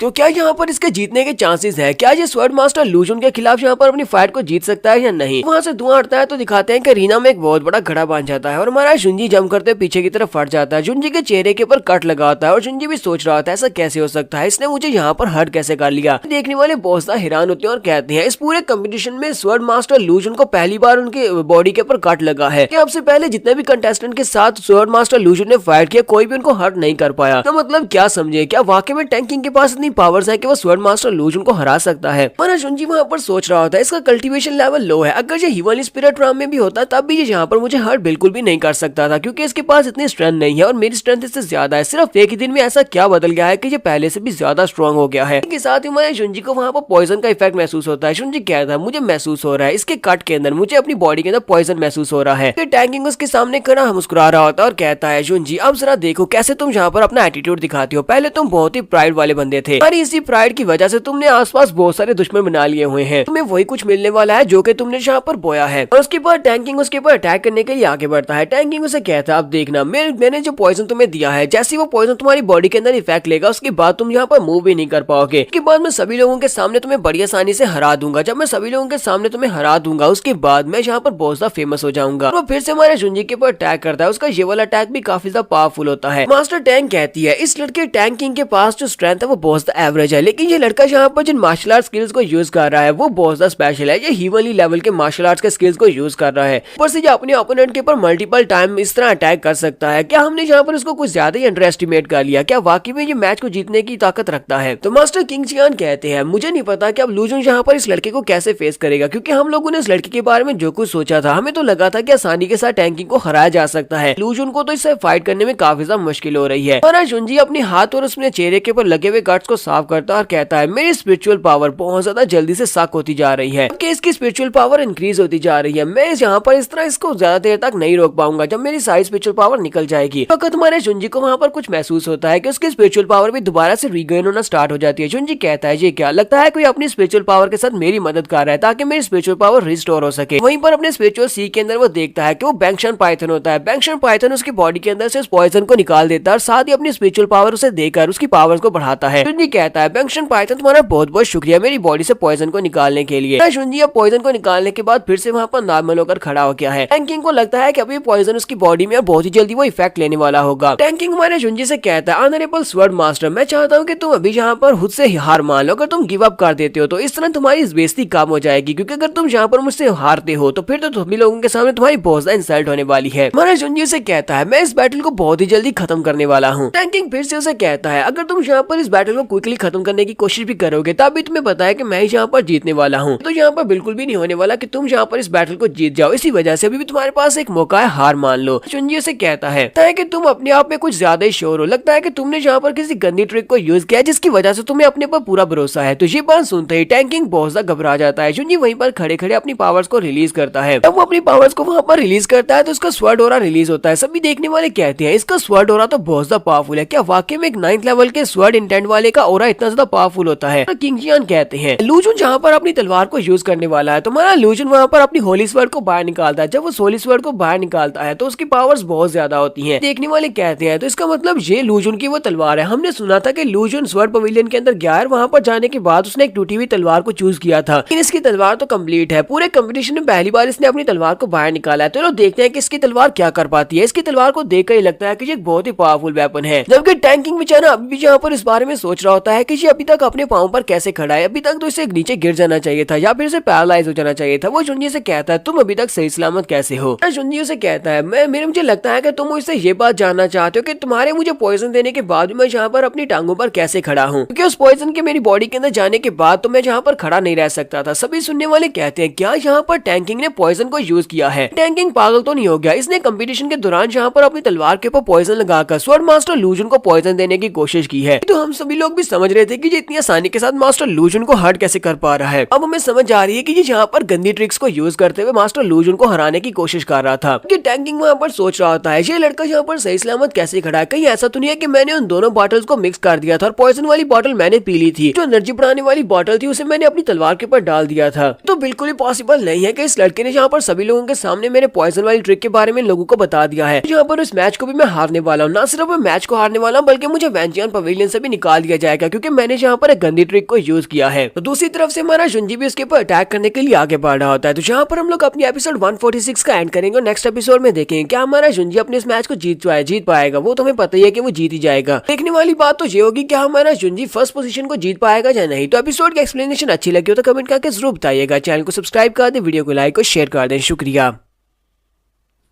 तो गाइस कैसे हैं आप सब लोग? स्वर्ड किंग के एपिसोड 147 के साथ हाजिर हो। तो लास्ट एपिसोड के एंड पे हमने देखा था कि हमारे जुनजी की फाइट टैंग किंग के साथ हो रही होती है। टैंग किंग पहले तो हमारे जुनजी के ऊपर भारी पड़ता है, लेकिन उसके बाद हमारा जुनजी जब अपनी वेपन को यूज करता है यानी अपनी स्वर्ड को निकालता है, साथ ही वो अपनी बॉडी के ऊपर से उसके पॉइजन के इफेक्ट को भी खत्म कर देता है। और उसके बाद टैंग किंग बेचारा बहुत ज्यादा घबरा जाता है कि सभी लोगों को पता चल गया है कि उसने इस लड़के को पॉइजन देने की कोशिश की है। जुनजी को पॉइजन देने की वजह से अब उसे पवेलियन से भी निकाल दिया जाएगा। जुनजी अटैक करने के लिए रेडी होता है। वो अपनी तलवार के साथ अपनी एनर्जी को रिलीज करता है और उसे कहता है तो अब मैं यहाँ पर रेडी हूँ, मैं तुम्हारे पर बहुत ही इजीली अटैक करने वाला हूँ, क्योंकि तुम्हें हराना तो मेरे लिए बाएं हाथ का खेल है। और वो बड़ी स्पीड से उसके ऊपर अटैक करने के बाद आगे गुजर जाता है। जुनजी उसके ऊपर फुल अटैक नहीं करता, बस उसके चेहरे के ऊपर एक हल्की सी खरोच देता है। तो टैंग किंग के चेहरे के ऊपर बस एक हल्का सा काटे लगता है। किसी के साथ ही वहीं पर अपने घुटने टेक देता है और कहता है मैं गिव अप करता हूँ, मैं हार मानता हूँ। किंग जियान कहते हैं मैंने ऐसा बिल्कुल भी नहीं सोचा था कि ये लड़का यहाँ पर इतनी पावरफुल टेक्निक को यूज करेगा, और मैंने उस लड़के के बारे में ऐसा भी नहीं सोचा था कि वो यहाँ पर डर्टी ट्रिक्स को यूज करेगा, जैसे कि दूसरे को पॉइजन देना। लेकिन इस तरह की टेक्निक को यूज करने के बावजूद भी टैंकिंग यहाँ पर इस फाइट को नहीं जीत सका, उसके पास जीतने के चांसेस थे ही नहीं। तो महाराज जुंजी टैंकिंग से कहता है, टैंकिंग मैंने यहाँ पर जिस स्वर टेक्निक को यूज किया, मैं चाहता हूँ कि तुम इस स्वर टेक्निक को हमेशा याद रखना। के साथ ही टैंकिंग उठकर भागना शुरू कर देता है, साथ ही वो रो भी रहा था, जबकि बाकी के सभी लोग गुस्से के साथ चिल्ला रहे होते हैं और उसे कह देते तुम कचरे कहीं के यहाँ से दफा हो जाओ। आखिर पवेलियन में एडमिशन किसने दे दिया? तुम्हें वेंशियन पवेलियन का हिस्सा नहीं होना चाहिए कि तुम यहाँ पर फाइट में गंदी ट्रिक्स को यूज कर रहे थे, तुमने अपने ओपोनेंट को पॉइजन देने की कोशिश की। तो वो बेचारा वहाँ से रोते हुए भाग जाता है। तो उसके बाद रेफरी कहता है, तो यहाँ पर हमारे पास एक विनर है जिसका नाम लूजुन है। यहाँ पर हमारे क्वार्टर फाइनल्स एंड हो चुके हैं। तो उसके बाद पवेलियन लॉर्ड उठकर खड़े हो जाते हैं और कहते हैं तो क्वार्टर फाइनल्स खत्म हो चुके हैं, तो हमारे पास 4 फाइनलिस्ट बचे हैं जिनके आपस में सेमीफाइनल्स होने वाले हैं। उनके हाथ में उनकी नेम प्लेट्स होती हैं और उन सभी नेम प्लेट्स को अपने हाथ में पकड़ने के बाद मिक्स करते हैं और मिक्स करने के बाद उन सभी को बताने वाले हैं कि अब सेमीफाइनल्स में कौन किसके साथ फाइट करने वाला है। पवेलियन लॉर्ड उन सभी लोगों से कहते हैं, लगता है कि हमारा ये वाला सेमीफाइनल काफी ज्यादा इंटरेस्टिंग होने वाला है। तो साथ ही वो वहाँ पर मिक्सअप करते हैं और मिक्सअप करने के बाद बताते हैं तो यहाँ पर सबसे पहला मैच लूजन और कीजूजन के दरमियान होने वाला है। अभी देखने वाले बहुत ज्यादा हैरान होते हैं और कहते हैं तो यहाँ पर हमारे सेमीफाइनल का पहला राउंड ही काफी ज्यादा एक्साइटिंग होने वाला है। मास्टर की तो कब से यहाँ पर बेताब है स्वर्ड मास्टर लूजन के साथ फाइट करने के लिए। देखते हैं कि यहाँ पर जंग मास्टर की इसके सामने क्या कर पाता है, यहाँ पे हमारे मास्टर लूजन उसके सामने क्या कर पाते हैं। मास्टर लूजन यहाँ पर भी इस फाइट को जीत पाएंगे क्योंकि यंग मास्टर की तो बहुत ज्यादा पावरफुल है। हमारा शुंजी अपनी फाइट को जीतने के बाद पहले से अरीना में होता है, जबकि उसी वक्त मास्टर की भी जंप करते हुए अरीना में आ जाता है और उसे कहता है फाइनली वो वक्त आ ही चुका है, अब मुझे तुम्हारे साथ फाइट करने का मौका मिल ही गया। मैं तो कब से देख रहा था कि तुमसे कैसे फाइट करूं, यहाँ पर सभी लोगों के सामने तुम्हें हराना चाहता हूँ। पहले तो मैं इस बात को लेकर काफी ज्यादा चिंतित था, कहीं ऐसा ना हो जाए कि पहले आने वाले जितने कंटेस्टेंट हैं वही तुम्हें इस फाइट में हरा दे और तुम पहले से डिस्क्वालीफाई हो जाओ। लेकिन अब मुझे बहुत ज्यादा खुशी हो रही है कि फाइनल राउंड में सेमीफाइनल राउंड में जहाँ पर मेरा तुम्हारे साथ मुकाबला हो रहा है, अब मैं यहाँ पर अपने हाथों से तुम्हें बहुत ही बुरी तरह से पीटने वाला हूँ। हमारा जुंजी हल्का सा मुस्कुराता है और उसे कहता है यंग मास्टर की तो तुम्हें क्या लगता है कि तुम यहाँ पर मुझे हरा सकते हो? यंग मास्टर की उसे कहता है हाँ एग्जैक्टली बिल्कुल ऐसा ही है, मैं तुम्हें हरा सकता हूँ। तो यंग मास्टर की अपनी तलवार निकालता है और हमारे जुंजी से कहता है अब जबकि मैं यहाँ पर तुम्हारे सामने स्टार्ट से ही अपनी पावरफुल फॉर्म को शो करवाने वाला, पावरफुल टेक्निक को यूज करने वाला हूँ। इसी से साथ ही तुम्हें पता चल जाएगा कि हम दोनों की पावर लेवल में कितना बड़ा डिफरेंस है। और वो बड़ी स्पीड के साथ हमारे जुंजी के ऊपर अटैक करने के लिए आगे बढ़ता है। तो जब वो अपने प्रेशर को वहाँ पर रिलीज कर रहा होता है, यानी अपनी पावर्स को रिलीज कर रहा होता है, उससे बहुत ज्यादा प्रेशर निकलता है। आसपास जो बच्चे बैठे होते हैं मैच को देखने के लिए, सभी लोग कहते हैं ये तो वाकई में यहाँ पर नंबर 1 कंटेस्टेंट होने के लायक है। जरा देखो तो सही, इसने यहाँ पर अपनी पावर को रिलीज किया है तो इसका प्रेशर कितना ज्यादा है। लगता नहीं है कि लूजन यहाँ पर इसके पहले अटैक को सर्वाइव कर पाएगा क्योंकि ये तो फुल पावर के साथ उसके ऊपर अटैक करने के लिए आगे बढ़ रहा है। हमारा जुंजी वहाँ पर चुपचाप सेंटर में खड़ा होता है जबकि ये उसके करीब पहुंचता जा रहा होता है। ये कहता है एक बार मैंने यहाँ पर सभी लोगों के सामने अगर तुम्हें हरा दिया तो तुम्हारे पास जितनी भी ग्लोरी है तुम्हारे स्वर्ड मास्टर होने की, वो सारी की सारी तुमसे छिन जाएगी, दोबारा कोई भी तुम्हारी रिस्पेक्ट नहीं करेगा। हमारा जुंजी भी अपनी तलवार निकाल लेता है और उसे कहता है तुम्हें नहीं लगता कि तुमने यहाँ पर वो बातें कर दी जो तुम्हें करनी नहीं चाहिए थी, तुमने कुछ ज्यादा जल्दी ये बातें कर दी है। यहाँ पर जो हारेगा उसकी बहुत ज्यादा इंसल्ट होने वाली है और वो तुम हो। हमारा जुंजी अपनी तलवार के साथ उसके अटैक को ब्लॉक करता है, दोनों अपनी तलवारों को टकराते हैं तो वहाँ पर दोनों तरफ से बड़ी जबरदस्त एनर्जी निकल रही होती है। मास्टर की को भी यहाँ पर महसूस हो जाता है, वो कहता है क्या वाकई में इसकी स्पिरिचुअल पावर इतनी ज्यादा है, इसके पास इतनी स्पिरिचुअल पावर कैसे हो सकती है। हमारा जुंजी अपनी तलवार को झटका देता है तो उसी के साथ ही यंग मास्टर की पीछे की तरफ हट जाता है, तो उसकी पावर ज्यादा होती है। इसी वजह से मास्टर चैंग कहते हैं ये लड़का यहाँ पर एक यूनिक पावरफुल टेक्निक को यूज कर रहा है, ये अपनी हिवनली स्पिरिट ड्राम की एनर्जी को अपनी बॉडी के इर्द गिर्द शील्ड के तौर पर यूज कर रहा है जो कि इसकी बॉडी को शील्ड कर रही है और साथ ही इसका ऑरा बहुत ज्यादा स्ट्रॉन्ग बना रही है ताकि इसके डिफेंसेस को मजबूत किया जा सके। मुझे नहीं लगा था कि ये लड़का हिवनली ड्राम में पहुंचने के बाद अपनी स्पेशल एबिलिटीज को इतने अच्छे से कंट्रोल कर पाएगा और इतने अच्छे से इनको यूज कर पाएगा। तो उसके साथ मास्टर की खड़े होते हैं जो कि यंग मास्टर की के फादर है। वो उसे कहते हैं तुम्हें घबराने की जरूरत नहीं है, ना ही परेशान होने की जरूरत नहीं है कि मेरा बेटा उसके पहले अटैक को ब्लॉक नहीं कर पाया, लेकिन फिर भी मेरे बेटे के पास इस तरह की स्पेशल टेक्निक्स हैं जैसी कि आम हिवनली स्पिरिट ड्राम के एक्सपर्ट के साथ बिल्कुल भी नहीं होती। यंग मास्टर की भी पीछे की तरफ हट जाता है और हमारे जुंजी से कहता है मैं तो बस यहाँ पर वार्म अप करने की कोशिश कर रहा था और मेरा वार्म अप कंप्लीट हो चुका है। इसी के साथ ही वो से कहता है मैं यहाँ पर सीरियस होने वाला हूँ। वो फिर से अपनी एनर्जी को रिलीज करता है, अपनी एनर्जी को रिलीज करते हमारे जुंजी पर अटैक करने के लिए आगे बढ़ता है, लेकिन इसी के साथ ही वो अपनी मास्टर स्पिरिट को भी रिलीज करता है। उसकी मास्टर स्पिरिट के साथ वहाँ पर इल्यूजन क्रिएट होती है, वहाँ पर आसपास काफी सारा पानी दिखाई देना स्टार्ट करता है जिसके अंदर काफी बड़ी बड़ी ब्लू वेल्स होती है। हमारा जुंजी कहता है इसने यहाँ पर जिस ब्लू लाइट को यहाँ पर एक्सर्ट किया है, इसकी तलवार के अंदर से जो तलवार के अंदर से ये वाली स्पेशल ब्लू लाइट निकली है, इसका जो सामने वाला ओपोनेंट होता है उसे पानी दिखाई देता है और पानी के अंदर बहुत सारे वाटर एनिमल भी दिखाई देते हैं जैसे कि अभी मुझे यहाँ पर दिखाई दे रहे हैं। स्पेशल इल्यूजन की वजह से इसका जो टारगेट होता है वो अपने आसपास के सराउंडिंग्स को महसूस नहीं कर पाता, उसे आसपास कुछ भी दिखाई नहीं देता, वो अपने आप को बड़ी आसानी के साथ यहाँ पर आसपास किसी भी जगह के ऊपर हाइड करके रख सकता है और उसके बाद वो स्नीक अटैक कर सकता है और वो बिल्कुल ऐसे ही करता है। यंग मास्टर की वहाँ पर साइड के ऊपर से निकलता है, हमारे जुंजी के ऊपर अटैक कर देता है। तो हमारा जुंजी अभी वहाँ पर चुपचाप खड़ा होता है, उसे कुछ भी पता नहीं होता किस तरफ से अटैक होने वाला है। आसपास से बहुत सारी स्वर्ड फिश निकलती है और उसके ऊपर अटैक करने वाली होती है। बाकी के सभी लोग अपनी आंखें बंद कर लेते हैं और कहते हैं सभी को जल्दी से जल्दी अपनी आंखें बंद करना होगी, क्योंकि अगर हम लोगों ने उस ब्लू लाइट को देख लिया तो हम लोग भी उसकी एनर्जी के साथ प्रभावित होंगे, हमें भी यहाँ पर इल्यूजन दिखना शुरू हो जाएंगी। अगर किसी को यहाँ पर इल्यूजन दिखाई देगी तो वो भी उसके अटैक के साथ हिट होगा। सभी लोग अपनी आंखें बंद कर लो। तो उसके बाद जुंजी का सीन दिखाते हैं। हमारा जुंजी ऊपर की तरफ देख रहा होता है, जैसे कि उसे पता चल गया है कि इल्यूजन फॉर्मेशन से वो कहाँ पर उसके ऊपर अटैक करने वाला है। तो हमारे जुंजी को वहाँ पर नहीं दिखाते कि वहाँ पर वो कैसे उसको डॉज कर रहा है। वहाँ पर एक जबरदस्त ब्लू एनर्जी का धमाका होता है। उस धमाके के बाद दिखाते हैं कि हमारा जुंजी साइड के ऊपर खड़ा होता है, जबकि सेंटर का पूरा ग्राउंड टूट चुका होता है। सभी लोग अपनी आंखें खोलते हैं और सामने की तरफ देखकर कहते हैं चलो देखते हैं कि वहाँ पर क्या बना। क्या वो लड़का इल्यूजन के साथ हिट होने के बाद काफी ज्यादा जख्मी होकर ग्राउंड के ऊपर पड़ा है? वो लोग कहते हैं नहीं, वो तो बिल्कुल सही सलामत है, जरा देखो तो सही, उसको इस इल्यूजन के ऊपर कुछ भी असर नहीं हुआ। यंग मास्टर की भी इस बात से काफी हैरान होता है। वो उसे कहता है तुमने ऐसा कैसे किया, ऐसा बिल्कुल भी नहीं हो सकता। वो साथ ही सोच रहा था मेरी टेक्निक काफी ज्यादा पावरफुल थी, फिर भी ये लड़का यहाँ पर मेरी टेक्निक के साथ इफेक्टेड क्यों नहीं हुआ, और ऊपर से मैंने इसके ऊपर अटैक किया था लेकिन मेरे अटैक का इसकी बॉडी के ऊपर कोई भी असर क्यों नहीं हुआ। हमारे जुंजी के बारे में यहाँ पर कहानी सुनाने वाला कहता है कि लूजन को इस बारे में अच्छी तरह से पता था कि वो यहाँ पर इस अटैक को इतनी आसानी के साथ अवॉइड नहीं कर पाएगा। इस वजह से उसने फाइट के स्टार्ट होने से पहले ही अपनी ग्लास बॉडी को एक्टिवेट कर लिया था। जुंजी ने अपनी स्टील बॉडी को 4th लेवल तक मास्टर कर लिया, इसी वजह से अब वो ग्लास बॉडी को एक्टिवेट कर सकता है। इसके जितने भी अटैक्स हैं वो सारे के सारे अटैक्स उसकी बॉडी के वो बिल्कुल बेकार हैं। हमारा जुंजी जब वहाँ पर खड़ा होता है तो उसी वक्त पवेलियन लॉर्ड उसकी तरफ घूर कर देखते हैं और उन्हें भी समझ आ जाती है। वो कहते हैं कहीं ऐसा नहीं है कि इस लड़के के पास ग्लास बॉडी की टेक्निक भी है। हमारा जुंजी वहीं पर खड़े खड़े अपनी तलवार को रिलीज करता है। अपनी एनर्जी से बनी हुई तलवार के साथ मास्टर की के कंधे के ऊपर अटैक करता है और उसका कंधा जख्मी हो जाता है। उसके कंधे से ब्लड निकलना शुरू हो जाता है। ये देखकर कहता है ऐसा कैसे हो सकता है, इसकी तलवार मेरी तलवार से ज्यादा फास्ट कैसे हो सकती है। तो अपनी जगह से हिला भी नहीं और वहीं पर खड़े खड़े इसने मेरे पर अटैक भी कर दिया, वो भी इतनी तेजी के साथ। सभी देखने वाले कहते हैं हम लोगों ने ये तो बिल्कुल भी नहीं सोचा था। मास्टर की ने अपनी इल्यूजन टेक्निक को यूज करते हुए उसके ऊपर स्नीक अटैक किया लूजन के ऊपर, लेकिन वो उसकी बॉडी के ऊपर एक स्क्रैच भी नहीं डाल पाया, जबकि लूजन ने उसकी बॉडी के ऊपर एक जख्म भी दे दिया है जिससे काफी ज्यादा ब्लड भी निकल रहा है। यहाँ पर ये बात वाज़ेह हो चुकी है कि 9th लेवल के स्वॉर्ड इंटेंट हासिल करने वाले एक्सपर्ट के साथ कोल्ड डिसाइपल्स का कोई भी मुकाबला नहीं है। हमारा जुंजी भी अपनी केप को उतार देता है और उसे कहता है लगता है कि स्वॉर्ड मास्टर का बेटा बिल्कुल भी स्ट्रॉन्ग नहीं है, लेकिन मैं तो अभी यहाँ पर सीरियस होने वाला था, क्योंकि अब मुझे सीरियस होना पड़ेगा। अगर तुम्हें हराना है तो फिर मुझे सीरियस तो होना पड़ेगा। जो मैं यहाँ पर तुम्हें एक मौका देता हूँ, अगर तुम यहाँ पर बुरी तरह से जख्मी नहीं होना चाहते तो अभी यहाँ पर तुम्हारे पास टाइम है, सरेंडर करो और यहाँ से बाहर चले जाओ। अगर तुम नहीं जाते तो उसके बाद मैं तुम्हारे पर अटैक करूंगा। यंग मास्टर क्यू से कहता है क्या तुम यहाँ पर मुझे अंडर एस्टिमेट करने की कोशिश कर रहे हो। वो साथ ही फिर से अपनी उसी टेक्निक को रिलीज करता है, पहले वाली अंडर वाटर इल्यूजन टेक्निक को। जब इस टेक्निक को रिलीज करता है तुम्हारा जुंजी कहता है ये वाली टेक्निक पहली वाली टेक्निक से थोड़ी बहुत अलग लग रही है। जुंजी कहता है लगता है कि इसने अपनी पहली टेक्निक के सेकंड फॉर्म को रिलीज किया है। यंग मास्टर की वहाँ पर जोर जोर से हंसना शुरू कर देता है और हमारे जुंजी से कहता है अब तुम यहाँ पर मरने वाले हो, अब सब कुछ खत्म हो चुका है। तुम्हें याद है कि तुमने जंजियान वैली में सभी लोगों के सामने मेरी बहुत ज्यादा इंसल्ट कर दी थी। उस गेम को जीतने के बाद मेरे पास से मेरा पैड भी तुमने छीन लिया था। यहाँ पर सभी लोगों के सामने मैं तुम्हें घुटनों के बल लाऊंगा और तुम मुझसे माफी की भीख मांगोगे। मैं तुमसे बहुत ज्यादा नफरत करता हूँ और इसी नफरत की वजह से आज यहाँ पर मैं स्पेशल टेक्निक को भी यूज करने वाला हूँ। अपनी स्पेशल टेक्निक को रिलीज करता है तो वहाँ पर उसके वाटर के साथ एक बड़ी सी फिश बनती है जो कि काफी ज्यादा खतरनाक दिखाई दे रही होती है। हमारा जुंजी वहाँ पर उसके सामने खड़ा होता है तो वो फिश बड़ी स्पीड से आगे बढ़ती है, हमारे जुंजी पर अटैक करती है। अरीना के सेंटर में एक जबरदस्त धमाका होता है, वहाँ पर बहुत सारी एनर्जी होती है। आसपास के जितने बच्चे होते हैं वो सभी लोग पीछे की तरफ हट जाते हैं और कहते हैं अब यहाँ पर क्या होने वाला है। यहाँ पर स्वॉर्ड मास्टर और दूसरा मास्टर का बेटा है, वो दोनों आपस में फाइट कर रहे हैं और दोनों की फाइट की वजह से इतना ज्यादा प्रेशर निकल रहा है। लगता है कि ये वाला अटैक इतना ज्यादा पावरफुल है कि स्वॉर्ड मास्टर लूजन इस अटैक को सर्वाइव नहीं कर पाएंगे। हो सकता है कि वो इस अटैक से मारे जाएं। तो पवेलियन लॉर्ड भी यहाँ पर उसकी तारीफ करते हुए कहते हैं यंग मास्टर की ने एनर्जी को यूज किया है, एनर्जी जो कि नफरत से पैदा हुई है। उस एनर्जी को यूज करते हुए उसने अपनी मास्टर स्पिरिट को असल में अवेकन कर लिया है, जिसकी वजह से वो इतना पावरफुल अटैक कर पाया है। ये लड़का तो काफी ज्यादा इंटरेस्टिंग है। तो मास्टर की वहाँ पर काफी ज्यादा खुश हो रहे होते हैं कि उसके बेटे की यहाँ पर तारीफें हो रही है। पवेलियन लॉर्ड खुद से उसके बेटे की तारीफ कर रहे हैं। साथ ही वो कहते हैं इसका मतलब यह है कि मैं इस बैट को जीत चुका हूँ। यंग मास्टर की आगे बढ़ता और कहता है बस मुझे एक बार फिर से इसी टेक्निक को यूज करना होगा और उसके बाद यहाँ पर अरीना में सिर्फ और सिर्फ मैं ही खड़ा हूँ, मैं इस मैच को जीतने वाला हूँ। तो यहाँ पर हम लोग अपनी एपिसोड 147 का एंड करेंगे। नेक्स्ट एपिसोड में देखेंगे कि इस मैच में कौन जीतने वाला है। एपिसोड की एक्सप्लेनेशन अच्छी लगी हो तो कमेंट करके जरूर बताइएगा। चैनल को सब्सक्राइब कर दे, वीडियो को लाइक और शेयर कर दें। शुक्रिया।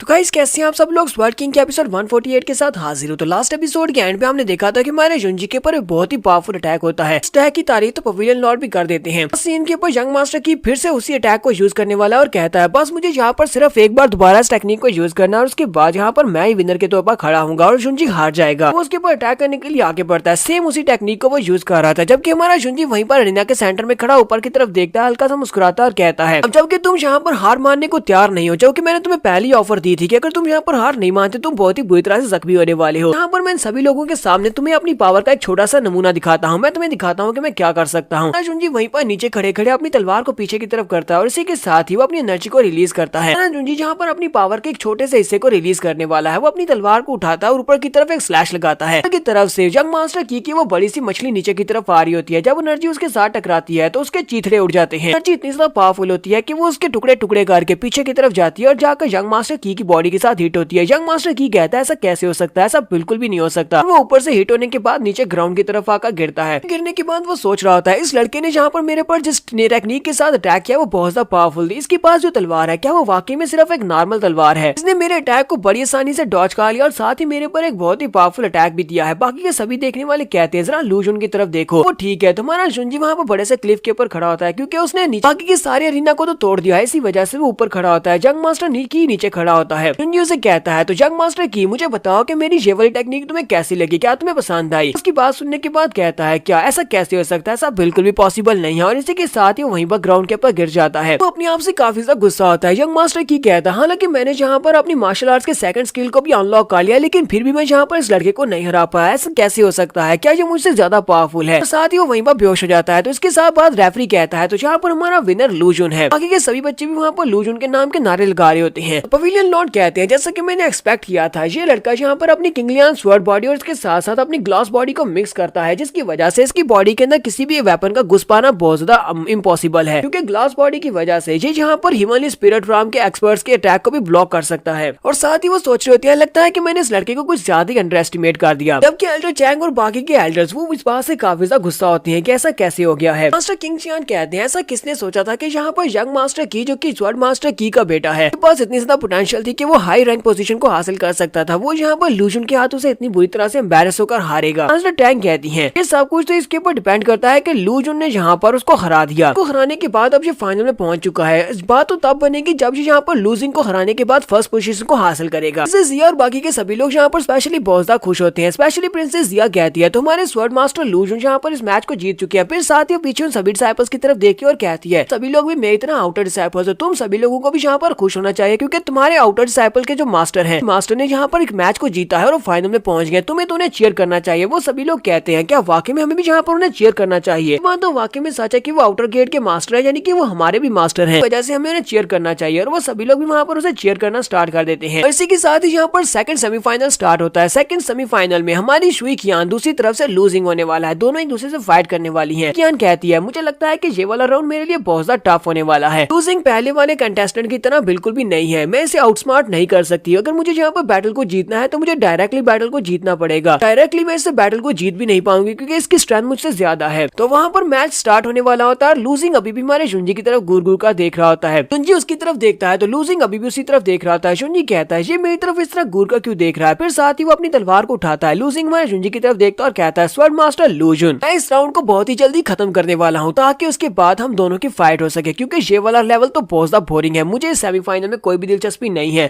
और जो लड़की तो बहुत ज्यादा कमजोर है, जो तो मेरे सामने एक सेकंड भी टिक नहीं पाएगी। देखने वाले कहते हैं लूजिंग ने यहाँ पर स्वॉर्ड मास्टर लू जुन को चैलेंज कर दिया। इन दोनों का मैच देखने में बहुत ज्यादा मजा आएगा। लूजिंग की जो की पावर है वो बहुत ज्यादा डेंजरस है। इसकी बॉडी से मर्डरस हो रहा निकल रहा है कि यंग मास्टर की से तो ज्यादा बेहतर है। शुई साइड के पर खड़ी होती है और देखकर काफी ज्यादा गुस्सा आ रही होती है। शुई कहती है ये बंदा तो मुझे यहाँ पर अपना ओपोनेंट भी नहीं समझ रहा, इसी वजह से ये मेरी तरफ देख भी नहीं रहा, चलो इसको सबक सिखाती हूँ। और शुई वहीं पर खड़ी खड़ी अपनी स्पेशल टेक्निक को रिलीज करती है जो कि छलावे वाली टेक्निक होती है, यानी कि वो यहाँ पर इल्यूजन क्रिएट करने वाली है। उसके इर्द गिर्द भागना स्टार्ट करती है। उसके इर्द गिर्द बहुत सारी धुंध हो जाती है और उसी धुंध के अंदर भाग रही होती है। यूजिंग उसे कहता है तुम्हारी ये ट्रिक काफी ज्यादा पावरफुल है, तुम अपनी स्ट्रिक के आसपास बहुत सारी मिस्ट क्रिएट करती हो और उसी मिस्ट के अंदर छुप जाती हो ताकि तुम यहाँ पर अपने ओपोनेंट का फायदा उठाकर उसके ऊपर अटैक कर सको। लेकिन अफसोस की बात तो यह कि तुम्हारी ये वाली टेक्निक बिल्कुल बेकार है। तो वो वहीं पर एक बार तलवार को घुमाता है लेकिन उसके तलवार के साथ कुछ भी टच नहीं होता। फिर साथ ही वो अपनी आंखें बंद करता है, वहाँ पर कुछ महसूस करने की कोशिश करता है। जब वो वहाँ पर कुछ महसूस करने की कोशिश करता है तो वहीं पर उसे उसी मिस्ट के अंदर कुछ वेव्स दिखाई देती हैं। उसे पता चलता है कि वो वहाँ पर है। वो वहीं पर पीछे की तरफ घूमता है, अपनी तलवार को घुमाते हुए एक स्लैश लगा देता है। स्लैश शुई की बॉडी के साथ टच होती है और शुई वहीं पर नीचे गिर जाती है और एक ही ट्रैक के साथ वो जख्मी हो जाती है और कहती है ये बंदा बहुत ज्यादा पावरफुल है। तो बस यहाँ पर इसे वीक करने की कोशिश कर रही थी ताकि मेरे बाद मास्टर स्वॉर्ड मास्टर लू जुन इसके साथ फाइट करे तो वो आसानी से इसको हरा सके। लेकिन अफसोस हम दोनों की पावर में इतना बड़ा गैप है कि मैं तो इसके ऊपर स्क्रैच भी नहीं डाल पाई, मैं तो इसकी अपोनेंट थी ही नहीं। तो यहाँ पर रेफरी कहता है तो हमारे इस मैच का विनर लूजिंग है कि हमें अपने फाइनलिस्ट मिल चुके हैं जो कि फाइनल राउंड में जहाँ पर फाइट करने वाले हैं। तो यहाँ पर ग्रैंड फाइनल स्टार्ट होने वाला है। एक तरफ हमारा जुंजी होता है, दूसरी तरफ लूजिंग होता है। तो लूजिंग और जुंजी दोनों एक दूसरे के आमने सामने होते हैं। लूजिंग उसे कहता है, जैसा कि मैंने तुम्हें कहा था कि मैं इस राउंड को बहुत ही जल्दी खत्म करने वाला हूं, मैंने इस राउंड को खत्म कर दिया, चलो जल्दी से आ जाओ, हम दोनों यहाँ पर आपस में फाइट करेंगे। हम दोनों की फाइट का टाइम हो चुका है। तो जुंजी सोच रहा होता है ये बंदा कुछ ज्यादा ही एरोगेंट है, मुझे अभी तक इसकी ट्रू पावर के बारे में कुछ भी नहीं पता कि आखिर इसके पास कौन कौन सी पावर्स हो सकती है और इसकी स्ट्रेंथ किस लिमिट तक जा सकती है। लूजिंग यहाँ पर फिर से एक एरोगेंट बात करता है। वो कहता है, इस साल के टूर्नामेंट को मैं यहाँ पर जीतने वाला हूँ और यहाँ पर फर्स्ट पोजीशन को मैं हासिल करूंगा, क्योंकि मैं लूजिंग यहाँ पर इस पवेलियन का सबसे ज्यादा स्ट्रॉन्गेस्ट स्टूडेंट हूँ। हमारा जुंजी हिमालय स्पिरिट राम के सेकंड लेवल पर है, जबकि ये लड़का लूजिंग ये हिमालय स्पिरिट राम के थर्ड लेवल पर है। उसका जो किलिंग इंटेंट है वो बहुत ज्यादा स्ट्रॉन्ग है। वहाँ पर बातें करना शुरू कर देते हैं और कहते हैं, लूजिंग के बारे में हमें बताते हैं कि लूजिंग के बारे में ये कहा जाता है कि वो अनाथ बच्चा था। स्वर्ण पवेलियन के जो मास्टर हैं उनका जो भाई है जिसका नाम फैन वूचन है, उन्होंने इस बच्चे को जब ये छोटा सा बच्चा था तभी अपने साथ लेकर आए थे। वो इसे वेंजियन पवेलियन में लेकर आए। उसके बाद उन्होंने यहाँ पर उसको ट्रेनिंग देना स्टार्ट की। लड़के के पास पहले से जो मास्टर स्पिरिट थी वो बहुत ज्यादा पावरफुल थी और ऊपर से इसको मास्टर मिल गया फैन वूचन जो कि गॉड ऑफ वार है। वो इसको बहुत ही अच्छे से ट्रेन करता है, जिसकी वजह से इसका किलिंग इंटेंट इतना ज्यादा बढ़ चुका है। इसे कहता है, मैंने सुना है कि इसका मास्टर फैन वूचन वो भी जिनजैंग राम मशीन और जैंग राम का मास्टर है। इसे एक और कहता है, मैंने सुना है कि लूजिंग अपनी ट्रेनिंग के दौरान जानजियान वैली के 7th लेवल तक जा सकता है। ये बात तो वाज़ी है कि ये यंग मास्टर की से बहुत ज्यादा स्ट्रॉन्ग है, लेकिन अभी तक ये नहीं पता कि ये हमारे स्वर्ण मास्टर लूजन को हरा पाएगा या नहीं। शुइकियान अपने मैच को खत्म करने के बाद नीचे उतर कर आ रही होती है तो वो हमारे लूजन के सामने से गुजरती है। लूजन उसे कहता है, तुमने वहाँ पर अपना सबसे बेस्ट दिया है, तुम वाकई में काफी ज्यादा अच्छी थी। तो कहती है, स्वर्ण मास्टर लूजन जी आप क्या कह रहे हैं? तो हमारा जुंजी उसे बताता है कि तुमने यहाँ पर क्या गलती की। वो उसे कहता है, जब तुमने वहाँ पर मिस्ट को क्रिएट किया था और तुम उस मिस्ट के अंदर भाग रही थी, एक बार 1 सेकंड के लिए तुम अपनी मिस्ट के अंदर से बाहर निकली थी, उसी वक्त उसने तुम्हें सेंस कर लिया। अभी तुम्हारी गलती नहीं है, अगर तुम्हारी कल्टीवेशन भी ज्यादा होती तो अभी तुम यहाँ पर अपनी इस टेक्निक को बड़ी अच्छे से यूज कर सकती थी। यहाँ पे तुम दोनों की कल्टीवेशन टेक्निक में बहुत ही बड़ा डिफरेंस था, इसी वजह से वो इस फाइट को जीत गया है। विज्ञान उसकी बातें सुनने के बाद ब्लश कर रही होती है और साथ ही सोच रही होती है, यंग मास्टर लूजन यहाँ पर मुझे क्या बताने की कोशिश कर रहे हैं, तो मुझे यहाँ पर गाइड करने की कोशिश कर रहे हैं, ये तो बहुत ही अच्छी बात है और मुझे चीयर भी कर रहे हैं। उसके बाद रेफरी उनसे कहते हैं, तो हम लोग यहाँ पर अपने फाइनल राउंड को स्टार्ट करने वाले हैं। फाइनल राउंड के बाद यहाँ पर फैसला हो जाएगा कि कौन यहाँ पर हमारा विनर है। अरीना में दोनों एक दूसरे के आमने सामने होते हैं। लूजिंग उसे कहता है, पर मास्टर लूजन वैसे मैंने सोचा नहीं था कि तुम इस लेवल तक पहुंच पाओगे, यानी कि तुम फाइनल लेवल तक पहुंच पाओगे, लेकिन अब यहाँ पर वक्त आ चुका है कि तुम्हारी इस एरोगेंस को खत्म किया जा सके। अब तुम इससे आगे नहीं जा सकते क्योंकि सबसे ज्यादा स्ट्रॉन्गेस्ट तो मैं हूँ। आज यहाँ पर जो इस कंपटीशन को जीतने वाला वो मैं हूँ। और इसी के साथ ही वो अपने किलिंग इंटेंट को भी रिलीज कर रहा होता है और साथ ही अपनी बड़ी सी तलवार को भी निकाल लेता है। जुंजी कहता है, इसके पास जो स्पिरिट है वो ब्लड स्पिरिट है, पर ये मार्शल आर्ट्स की टेक्निक को यूज कर रहा है वो भी ब्लड स्पिरिट है। इसके पास जो मार्शल स्पिरिट है वो 7th लेवल की है। मतलब यह है कि ये कुदरत की तरफ से बहुत ही लकी लड़का रहा है। ल्यूजियांग सबसे पहले हमारे जुंजी के ऊपर अटैक करने के लिए आगे बढ़ता है। वो अपनी तलवार को लेकर बड़ी स्पीड से हमारे जुंजी के पास पहुंच जाता है और अपनी तलवार को घुमाते हुए जुंजी पर अटैक करता है। जुंजी अपनी तलवार के साथ उसके अटैक को ब्लॉक करता है। ल्यूजियांग उसे कहता है, मुझे तुम्हारे सारे के सारे मूव्स के बारे में पहले से पता है क्योंकि मैंने तुम्हारी सारी बैटल्स देखी है और उन सारी बैटल्स को देखने के बाद मैंने तुम्हारे सारे मूव्स को जान लिया है। मुझे ये भी पता है कि तुम किसी भी बैटल में बिल्कुल भी जख्मी नहीं हुए थे टैंकिंग की फाइट के दौरान। उसके बाद मुझे इस बात का एहसास हो गया कि तुम्हारे पास एक स्पेशल टेक्निक है जिससे तुम अपनी बॉडी को बचा सकते हो। इसका मतलब यह है कि मेरी नॉर्मल टेक्निक के साथ किए हुए अटैक तुम्हारी बॉडी के ऊपर बिल्कुल भी असर नहीं करेंगे। मुझे यहाँ पर अपनी स्पेशल टेक्निक को यूज करना होगा, अपनी एनर्जी के साथ उनको पेनिट्रेट करना होगा ताकि वो तुम्हारी बॉडी के अंदर घुस सके। तो वो फिर से अपनी तलवार को लेकर जुंजी पर अटैक करने के लिए आगे बढ़ता है और उसे कहता है, देखते हैं कि तुम इस अटैक को कैसे ब्लॉक कर पाते हो। एक तरफ से हमारा जुंजी और दूसरी तरफ से उसकी तलवार, दोनों की तलवारों की टिप आपस में टकराती है। जुंजी को यहाँ पर काफी ज्यादा प्रेशर महसूस होता है और जुंजी और दोनों ही पीछे की तरफ हट जाते हैं। एक्चुअली हमारा जुंजी के ऊपर जब वो अटैक करके पीछे की तरफ हटता है तो वहाँ पर काफी सारी एनर्जी निकल रही होती है और इसी एनर्जी के साथ ही हमारे जुंजी के बाजू के ऊपर 1-2 कट्स लग जाते हैं। हालांकि हमारे जुंजी ने जहाँ पर अपनी ग्लास बॉडी को भी एक्टिवेट किया हुआ है। जुंजी कहता है, इसने जहाँ पर सिर्फ और सिर्फ अपने ब्लड कर्स 5 पैटर्न स्वर्ड को यूज किया है। इसके साथ ही जहाँ पर मेरी बॉडी के ऊपर कट लगा पाया क्योंकि ये यहाँ पर ब्लड टेक्निक्स को यूज कर रहा है। लूजन वहाँ पर बहुत ज्यादा खुश हो जाता है और कहता है, हालांकि तुम्हारे पास जो कल्टीवेशन टेक्निक है जिससे तुम अपने डिफेंसेस को बरकरार रखते हो वो काफी ज्यादा पावरफुल है, तुम्हारी बॉडी के ऊपर कट नहीं लगा पाया, लेकिन मेरे पास जो ब्लड कर्स की टेक्निक है ये वाली भी काफी ज्यादा स्पेशल है, इससे मैं तुम्हें हरा सकता हूँ। ऊपर से जितनी बार तुम्हारी बॉडी के ऊपर कट लगता है मेरी तलवार के साथ तुम्हारा ब्लड लगता है वो उसकी एनर्जी को एब्जॉर्ब करती है और तुम्हारे ब्लड के अंदर से ये एनर्जी को एब्जॉर्ब करते हुए अपने आप को स्ट्रॉन्ग बनाएगी, जबकि तुम यहाँ पर कमजोर होते जाओगे। लूजिंग फिर से हमारे जुंजी के ऊपर अटैक करने के लिए आगे बढ़ता है तो यहाँ पर हमारा जुंजी आगे से उसके ऊपर दोबारा से अटैक नहीं कर पा रहा क्योंकि वो एक डिसएडवांटेज पर है। दूसरी तरफ से वो ब्लड टेक्निक्स को यूज कर रहा है जिसकी वजह से जुंजी को नुकसान पहुंच रहा है। यहाँ पर हम लोग अपनी एपिसोड 148 का एंड करेंगे। नेक्स्ट एपिसोड में देखेंगे कि इस फाइनल कंपटीशन को कौन जीतने वाला है। एपिसोड की एक्सप्लेनेशन अच्छी लगी हो तो कमेंट करके जरूर बताइएगा। चैनल को सब्सक्राइब कर दे, वीडियो को लाइक और शेयर कर दे। शुक्रिया। तो गाइस कैसे हैं हम सब लोग। स्वर्ड किंग के एपिसोड 149 के साथ हाजिर है। तो लास्ट एपिसोड के एंड पे हमने देखा था कि लूजिंग और हमारे जुंजी दोनों के दरमियान में फाइट हो रही होती है और हमारा जुंजी एक डिसएडवांटेज पर होता है। वहाँ किसी लूजिंग के ऊपर अटैक भी नहीं कर पा रहा होता, जबकि लूजिंग बार बार उसके ऊपर अटैक करते हुए उसे पीछे की तरफ हटाता जा रहा होता है। और उसके पास क्योंकि ब्लड टेक्निक्स है, वो ब्लड कल्टिवेशन टेक्निक्स को यूज करते हुए हमारे जुंजी के ऊपर बार बार अटैक करता है। लास्ट सीन के ऊपर जब वो अपनी तलवार को लेकर हमारे जुंजी के ऊपर अटैक करने के लिए आगे बढ़ता है तो हमारा जुंजी अपनी तलवार के साथ उसके अटैक को ब्लॉक करता है, लेकिन उसकी बॉडी के ऊपर काफी सारे कट्स भी लगते जा रहे होते हैं। लूजिंग हमारे जुंजी से कहता है, स्वॉर्ड मास्टर लू जुन, अब तुम यहाँ पर मेरे ऊपर आगे से अटैक काउंटर अटैक क्यों नहीं कर रहे? है कि तुम यहाँ पर बहुत ज्यादा डर रहे हो। ये सब कुछ अब यहाँ पर खत्म होने वाला है, ये तुम्हारा अंत है। और अपनी तलवार को लेकर जुंजी के ऊपर जब अटैक करता है तो उसके अंदर से बहुत सारी एनर्जी स्लैशेस निकलती हैं। वो सारी एनर्जी स्लैशेस हमारे जुंजी की बॉडी के साथ टकराती हैं। जब हमारे जुंजी को फ्रंट से दिखाते हैं तो जुंजी की बॉडी के ऊपर काफी सारे कट्स लगे होते हैं। वो अपनी पूरी बॉडी के ऊपर कट्स के साथ वहाँ पर खड़ा होता है, अपने बाजू पर हाथ रख के। उसकी बॉडी के ऊपर से जगह जगह से ब्लड बह रहा होता है। जुंजी कहता है, आज मुझे पता चला कि ये ब्लड कर्स 5 पैटर्न स्वर्ड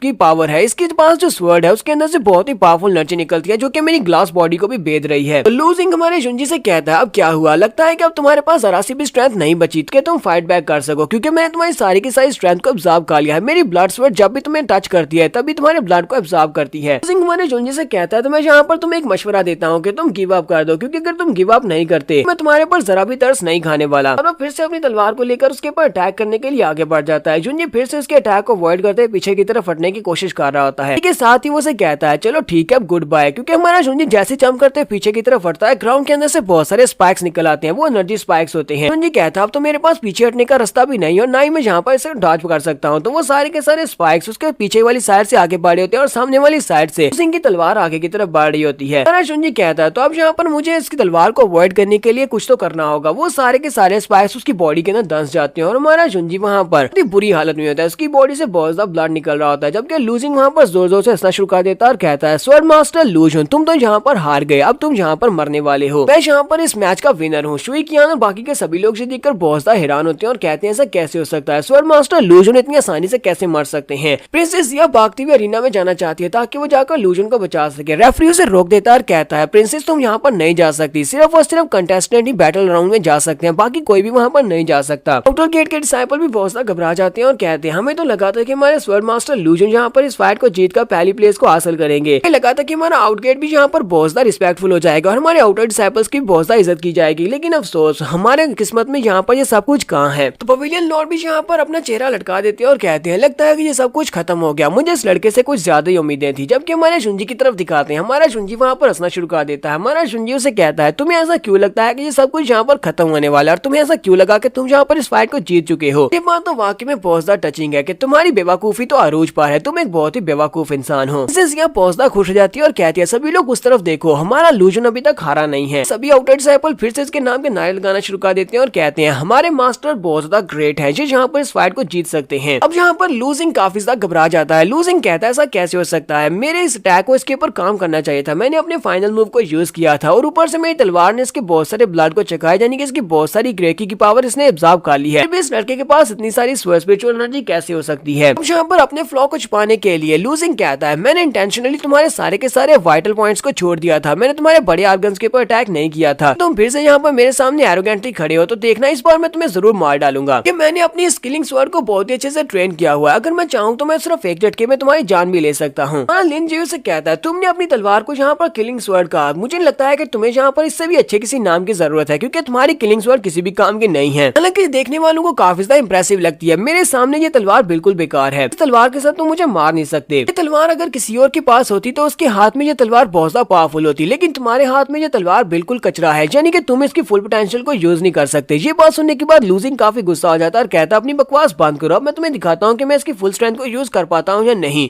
मैं अपनी तलवार के साथ तुम्हारी बॉडी के ऊपर इतने ज्यादा कट लगाऊंगा कि तुम्हारी बॉडी का एक एक कतरा जो है वो मेरी तलवार अब्सॉर्ब करेगी। लिन अपनी पावर्स को रिलीज करता है और कहता है क्या मुझे यहाँ पर अपनी स्पेशल टेक्निक तुम्हें दिखानी पड़ेगी, अब मैं तुम्हें दिखाता हूँ कि मेरी किलिंग स्वर्ड क्या कर सकती है। लिन यहाँ पर अपनी किलिंग स्वर्ड टेक्निक को यूज करने वाला है, वो अपनी स्पेशल टेक्निक को रिलीज करता है और उस स्पेशल टेक्निक के साथ जब वो अपनी एनर्जी को रिलीज करता है तो आसमान के अंदर उड़ना शुरू कर देता है और उसी के साथ ही वहाँ पर जबरदस्त एनर्जी निकल रही होती है। वो एनर्जी बहुत ज्यादा पावरफुल होती है, देखने वाले बहुत ज्यादा हैरान होते हैं। फैन वूजी का छोटा भाई फैन वूचैन उसे कहता है, तुम्हें नहीं लगता कि इस लड़के के पास जो स्पिरिचुअल एनर्जी है वो बहुत ज्यादा टेरिफाइंग है? तुम्हारे स्टूडेंट बाइली को भी देखा है, लेकिन बाइली के पास भी इस तरह के टैलेंट्स बिल्कुल भी नहीं है, उसके पास भी इतनी स्पिरिचुअल एनर्जी नहीं थी। हमारे जुंजी से कहता है, तो फिर यहाँ पर अपनी कोशिश कोशिश करके देख लो, अपने फुलेस्ट अटैक को यूज करना, ताकि मैं जहाँ पर देख सकूं कि तुम्हारी एनर्जी कितनी है। लिन उसे कहता है क्यों नहीं, शुंजी से कहता है क्यों नहीं, मैं यहाँ पर अपनी पूरी स्ट्रेंथ को यूज करने वाला हूँ, देखता हूँ कि तुम इसको ब्लॉक कर पाते हो या नहीं। और वो वहीं पर खड़े खड़े अपनी एनर्जी को रिलीज करते हुए सामने की तरफ एक स्लैश लगाता है। लूसिंग अपनी तलवार को सामने करते हुए उसकी स्लैश को ब्लॉक करने की कोशिश कर रहा होता है, लेकिन वो उसकी एनर्जी को ब्लॉक नहीं कर पाता। वो एनर्जी सीधी आकर लूजिंग की बॉडी के साथ टकराती है और लूजिंग की तलवार साइड पर होती है। लूजिंग वहीं पर ग्राउंड के ऊपर गिर जाता है। लूजिंग कहता है तो क्या मैं यहाँ पर इस मैच को हार चुका हूँ। के साथ ही वहाँ पर ऑफिशियल अनाउंसमेंट की जाती है। रेफरी कहता है तो इस मैच का विनर हमारा लू जुन है, हमारा स्वर्ड मास्टर है। ऑनरेबल स्वर्ड मास्टर लू जुन ने इस मैच को जीत लिया है और वो फर्स्ट पोजीशन के ऊपर आए हैं। प्रिंसेस सिया और आउटर गेट के जितने डिसाइपल्स होते हैं वो सभी लोग जब बात सुनने के बाद बहुत ज्यादा खुश हो जाते हैं कि उनका जो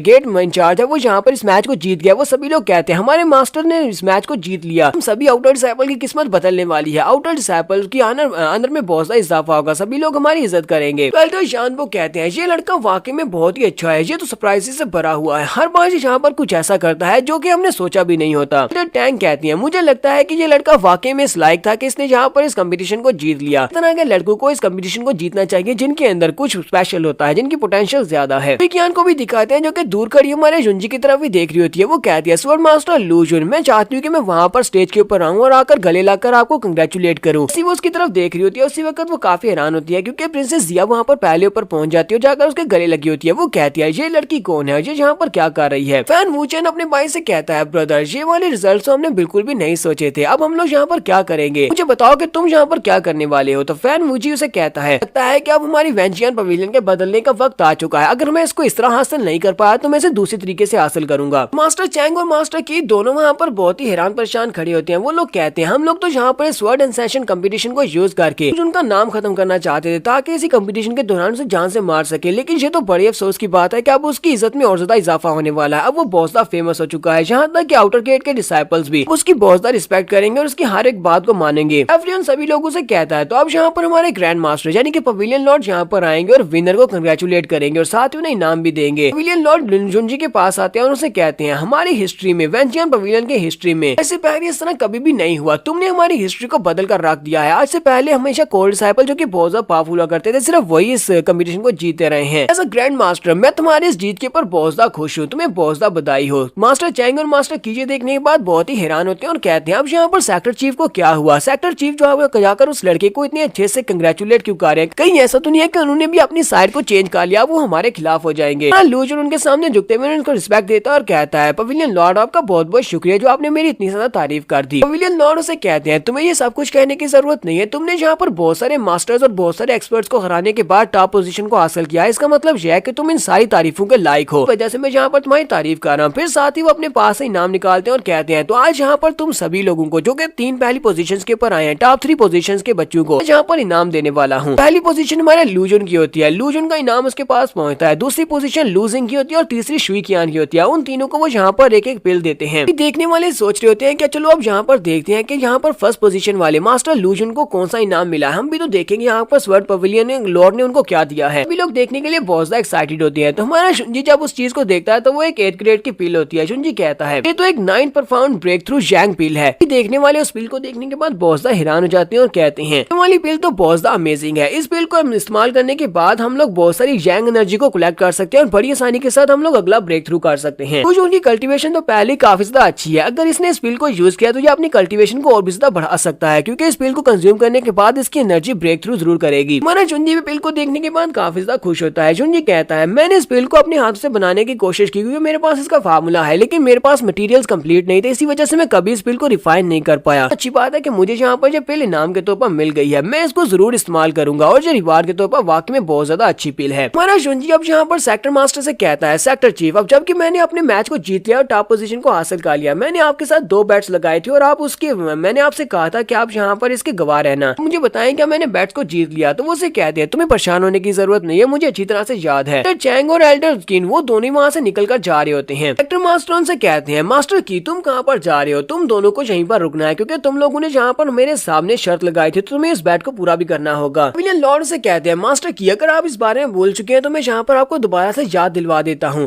कंपटीशन के स्टार्ट होने से पहले मास्टर चैंग और मास्टर की आप दोनों ने जुंजी के साथ बहस की थी और इसी बहस के दौरान मैं भी वहीं पर था और मुझे गवाह बनाते हुए आप लोगों ने आपस में बैट किया था। सभी लोग इस बात के गवाह हैं क्योंकि पूरे के पूरे पवेलियन को ये बात पता चल चुकी है कि मैंने वहाँ पर तुम लोगों की गवाही गवाही दी थी कि मैं इस बैट को पूरा करवाऊंगा, मैं इस बैट को पूरा नहीं करवाता तो मेरी इंसल्ट होगी, इसी वजह से अब तुम्हें इस बैट को पूरा करना होगा। तो यहाँ पर हम लोग अपनी एपिसोड 149 का एंड करेंगे। एपिसोड की एक्सप्लेनेशन अच्छी लगी हो तो कमेंट करके जरूर बताइएगा। चैनल को सब्सक्राइब कर दे, वीडियो को लाइक और शेयर कर दें। शुक्रिया।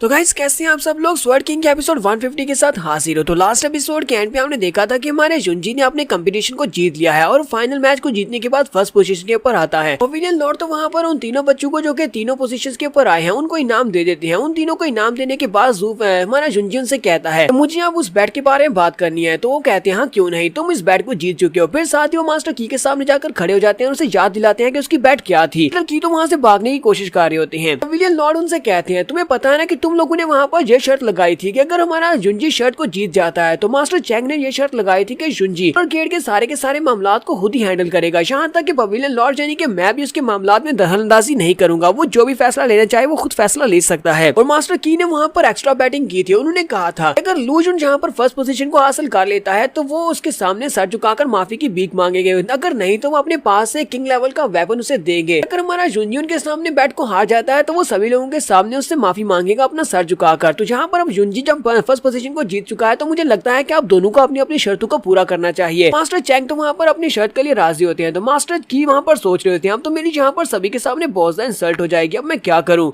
पवेलियन लॉर्ड वहाँ पर गुस्से के साथ मास्टर की तरफ देखते हैं और कहते हैं मास्टर की चलो जल्दी से बताओ कि अब तुम्हारा आंसर क्या होने वाला है। देखने वाले वहाँ पर हंसना शुरू कर देते हैं और कहते हैं क्या वाकई मास्टर की यहाँ पर इसके सामने अपना सर झुकाकर माफी की भीख मांगेंगे। तो इनका कॉन्फिडेंस कहाँ पर चला गया। इन लोगों को तो लगा था कि इनके यंग मास्टर यहाँ पर मैचेस को जीतने वाले हैं, इनका अपना बेटा भी यहाँ पर इस मैच को हार चुका है। मास्टर की वहाँ पर अपना सर झुकाकर खड़े होते हैं, फिर साथ ही वो अपने पास से एक वेपन निकालते हैं और कहते हैं मैं गिव अप करता हूँ, मैं यहाँ पर अपनी तरफ से एक वेपन देता हूँ जो कि किंग लेवल का आर्टिफैक्ट है। वो उस आर्टिफैक्ट को हमारे जुंजी की तरफ फेंक देते हैं। जुंजी इस वेपन को कैच करता है, उस बॉक्स को तोड़ता है तो उसके अंदर से वेंटाइन आर्म गार्ड का एक टुकड़ा निकलता है। जुंजी उनसे कहता है स्वर्ड मास्टर की आपका बहुत बहुत शुक्रिया जो आपने मुझे यहाँ पर एक आर्टिफैक्ट दिया। तो उसकी तरफ देखने के बाद जुंजी कहता है ये तो मुझे वेंटाइन आर्म गार्ड का एक टुकड़ा लगता है कि वेंटाइन आर्म गार्ड के जितने भी टुकड़े हैं वो सारे के सारे किन और चैंग फैमिली के लोगों के पास ही हैं। मुझे लगता है कि इन लोगों के पास और भी ज्यादा होंगे। अभी तक मुझे वेंटाइन आर्म गार्ड के टोटल 4 टुकड़े मिल चुके हैं, इसको भी मैं उसके साथ ही मर्ज करूंगा। अब यहाँ पर मास्टर चैंग फिर से अपनी सियासत खेलने की कोशिश करते हैं। वो आगे बढ़ते हैं और कहते हैं स्वर्ड मास्टर लू जुन तुम तो वाकई में बहुत ज्यादा अमेजिंग हो। मुझे लगता है कि तुम्हारी वजह से अब आउटर गेट का फ्यूचर जो है बहुत ज्यादा ब्राइट होने वाला है। वहाँ के जितने भी डिसाइपल्स हैं उन सभी की इज्जत बहुत ज्यादा बढ़ने वाली है। तुम वहाँ के जितने भी आउटर डिसाइपल्स हैं उन सभी को खुद ही कंट्रोल करने वाले हो। लेकिन मैं तुम्हें यहाँ पर एक ऑफर देता हूँ, अगर तुम उन सभी को कंट्रोल ना कर पाओ, तुम्हें कोई मुश्किल हो तो तुम हमसे राब्ता कर सकते हो। हम इंटरनल अफेयर डिपार्टमेंट के लोग हमेशा तुम्हारी मदद करेंगे। जुंजी की बातें सुनने के बाद सोच रहा होता है ये मास्टर तो बहुत ज्यादा एक्टिंग करता है, सभी लोगों के सामने जो अपनी छवि को ठीक करने के लिए यहाँ पर मेरे सामने फिर से ये सारी नौटंकी कर रहा है। जुंजी उसके इंसल्ट करते हुए कहता है तुम्हें यहाँ पर ये सब कुछ सोचने की जरूरत नहीं है, तुम्हारी काइंडनेस के लिए बहुत बहुत शुक्रिया। जब तक तुम्हारे इंटरनल अफेयर डिपार्टमेंट मेरे काम में टांग नहीं अड़ाएगा तो मुझे लगता है कि मुझे कोई भी प्रॉब्लम होने ही वाली नहीं है। इसी वजह से तुम मुझसे दूर रहो तो सब कुछ ठीक रहेगा। मास्टर चैंग उसे कहते हैं स्वर्ड मास्टर लू जुन लगता है कि तुम यहाँ पर हमारे साथ मजाक कर रहे हो। दोनों अब एक दूसरे के एलाइज बन चुके हैं तो फिर हम तुम्हारे लिए मुश्किल क्रिएट क्यों करेंगे, क्योंकि हम दोनों ही यहाँ पर स्वर्ड मास्टर्स हैं। स्वर्ड मास्टर अपने में एक दूसरे के लिए मुश्किल क्रिएट नहीं करते और साथ ही वो सोच रहा होता है ये यहाँ पर फिर से पब्लिक के सामने मेरा मजाक उठाने की कोशिश कर रहा है। हिम्मत तो देखो, यहाँ पर फर्स्ट पोजीशन को क्या जीत लिया, ये मुझसे भी आगे निकलने की कोशिश कर रहा है। मास्टर की यहाँ पर गुस्सा आ जाते हैं और चिल्लाकर हमारे जुंजी से कहते हैं स्वर्ड मास्टर लू जुन तुमने फर्स्ट पोजीशन को क्या जीत लिया, लेकिन इस बात से बिल्कुल भी फर्क नहीं पड़ता। तुम्हें फिर भी अपने एल्डर्स की रिस्पेक्ट करनी चाहिए। हम सभी लोग तुम्हारे एल्डर्स हैं और तुम्हें हमारी रिस्पेक्ट करनी होगी, जबकि हम सभी लोगों का रुतबा एक दूसरे के बराबर हो चुका है। बाकी के स्वर्ड मास्टर तुम्हारी हेल्प करना चाहते हैं लेकिन तुमने जहाँ पर उनको साफ साफ ना कर दी। तुम्हें नहीं लगता कि तुमने जहाँ पर कितनी बड़ी गलती की है, तुम्हें इनसे माफी मांगनी चाहिए। तुम्हारी मदद करना चाहते हैं और तुम जहाँ पर इनकी मदद लेना नहीं चाहते, तुम तो एक स्वर्ड मास्टर बनने के लायक नहीं हो। जुंजी की बात सुनने के बाद कहता है तुम यहाँ पर क्या कह रहे हो कि तुम्हारा ये एल्डर चैंग मेरी मदद करेगा, तुम और एल्डर चैंग मेरी मदद करोगे, तुम लोग किसी की मदद क्या करोगे। रही बात यहाँ पर अपने एल्डर्स की रिस्पेक्ट करने की, तो मैं सिर्फ अपने एल्डर्स की रिस्पेक्ट करता हूँ और मैं यहाँ पर अच्छी तरह से जानता हूँ कि कौन यहाँ पर मेरा दुश्मन है और कौन दोस्त है और किसकी इज्जत करनी है और किसकी नहीं करनी। बस यहाँ पर सिर्फ और सिर्फ उन्हीं स्वर्ड मास्टर्स की इज्जत करूंगा जो कि इज्जत हासिल करने के लायक होंगे। तो फिर चाहे यहाँ पर कोई ऐसा एल्डर जो कि 1000 साल बुढ़ा ही क्यों ना हो, मैं उसकी बिल्कुल भी इज्जत नहीं करूंगा अगर वो बेवकूफ और मेरा दुश्मन हो। इसी के साथ ही वो आगे बढ़कर गुस्से के साथ उन दोनों की तरफ देखता है तो वो दोनों ही एल्डर आगे से काफी गुस्सा आ रहे होते हैं। लेकिन जैसे वो साइड के ऊपर देखते हैं तो पवेलियन लॉर्ड काफी ज्यादा गुस्से में उनको घूर कर देख रहे होते हैं। दोनों जल्दी से उसके सामने झुकते हैं और कहते हैं ठीक है पवेलियन लॉर्ड, हम बात को समझकर हम लोग पीछे हटते हैं और वो दोनों पीछे हट जाते हैं। एल्डर की अभी भी काफी ज्यादा गुस्से में होते हैं। एल्डर चैंग से कहते हैं अब हम लोग क्या करेंगे, ये लड़का तो हमें किसी भी काम में दखलंदाजी नहीं करने देगा। एल्डर चैंग उसे कहते हैं क्या तुमने देखा नहीं यहाँ पर कंपटीशन को जीतने के बाद बहुत सारे स्वर्ड मास्टर अब इसके साथ मिल चुके हैं और ऊपर से आउटर गेट के जितने डिसाइपल्स हैं उन सभी की सिंपैथी इस लड़के के साथ है। अब इतना ही नहीं, हमारी वेंजियन पवेलियन के जो मास्टर हैं यानी कि हमारे पवेलियन लॉर्ड जो है वो भी इस लड़के के साथ हैं। जिन्हें लगता कि फिलहाल के लिए वक्त सही है, हम इस लड़के का कुछ भी बिगाड़ नहीं सकते, हम इस लड़के के साथ कुछ भी बुरा नहीं कर सकते। एल्डर की कहते हैं लेकिन मैं इस सबको इतनी आसानी से एक्सेप्ट नहीं कर सकता। एल्डर चैंग उसे कहते हैं तुम्हें पता है ना कि हमारा इंटरनल अफेयर कहाँ तक फैला हुआ है, हम अपने इंटरनल अफेयर को यूज करते हुए, अपने डिपार्टमेंट को यूज करते हुए इनके डिपार्टमेंट में घुसेंगे। अच्छी तरह से पता है कि आउटर गेट के ऊपर हमारे बहुत सारे एल्डर्स हैं, हम इन सभी एल्डर्स को यूज कर सकते हैं। ये अभी है तो एक बच्चा ही, वहाँ पर क्या ही कर लेगा, वहाँ पर पहले से बहुत सारे एल्डर्स और बहुत सारे ग्रैंड मास्टर्स हैं, वो सारे के सारे एल्डर्स और ग्रैंड मास्टर किसी बच्चे को वहाँ पर अपना मास्टर बिल्कुल भी नहीं मानने वाले, तो वहाँ पर जाने के बाद से बहुत ज्यादा मुश्किल होने वाली है। फिलहाल के लिए से यहाँ पर एंजॉय कर लेने देते हैं, तो हमारा शुंजी वहाँ पर काफी ज्यादा खुश होता है। एल्डर चैंग कहते हैं फिलहाल के लिए से यहाँ पर प्राउड फील करने दो, क्योंकि बहुत ही जल्दी हम लोग इसे बहुत ही बुरी तरह से हराने वाले हैं। ज्ञान की तरफ भी दिखाते हैं, शुई कीन दूर खड़ी ये सब कुछ देख रही होती है। शुई कीन कहती है स्वॉर्ड मास्टर लू जुन, मैं भी वहाँ पर तुम्हारे पास आकर उस लड़की की तरह तुम्हारे साथ चिपक सकती है। अफसोस हम दोनों के बीच में एक बहुत बड़ा गैप है कि मैं तो सिर्फ और सिर्फ आउटर के डिसाइपल हूँ और मैं जैसी एक आउटर डिसाइपल एक मास्टर स्वॉर्ड मास्टर की दोस्त बनने के लायक भी नहीं है। लेकिन उसके साथ जो लड़की है क्या वो वाकई में एक बहुत ही महान लड़की है, फिर मैं उस लड़की के जैसा क्यों नहीं हो सकती, मैं स्वॉर्ड मास्टर लू जुन के करीब क्यों नहीं हो सकती। सभी लोग वहाँ से वापस अपनी पवेलियन की तरफ निकल पड़ते हैं और उसके साथ इसके सारे स्वॉर्ड मास्टर्स भी होते हैं जो कि अच्छे वाले स्वॉर्ड मास्टर्स हैं। वो सभी लोग बहुत ज्यादा खुश होते हैं और उसे कहते हैं लू जुन हम लोग यहाँ पर तुम्हारी विक्ट्री को सेलिब्रेट करने वाले हैं। तुमने यहाँ पर मास्टर चीजाओ की बहुत ज्यादा इंसल्ट किया और मैच को जीतने के बाद भी उसकी बहुत ज्यादा इंसल्ट कर दी, जिसकी वजह से हम लोग बहुत ज्यादा खुश हैं। मास्टर जानबो उसे कहते हैं लड़के मैंने पिछले कई सालों में तुम्हारे जैसा कोई भी लड़का नहीं देखा, हालांकि तुम एक स्वॉर्ड मास्टर और हमारा लेवल भी अब हमारे लेवल के बराबर आ चुका है,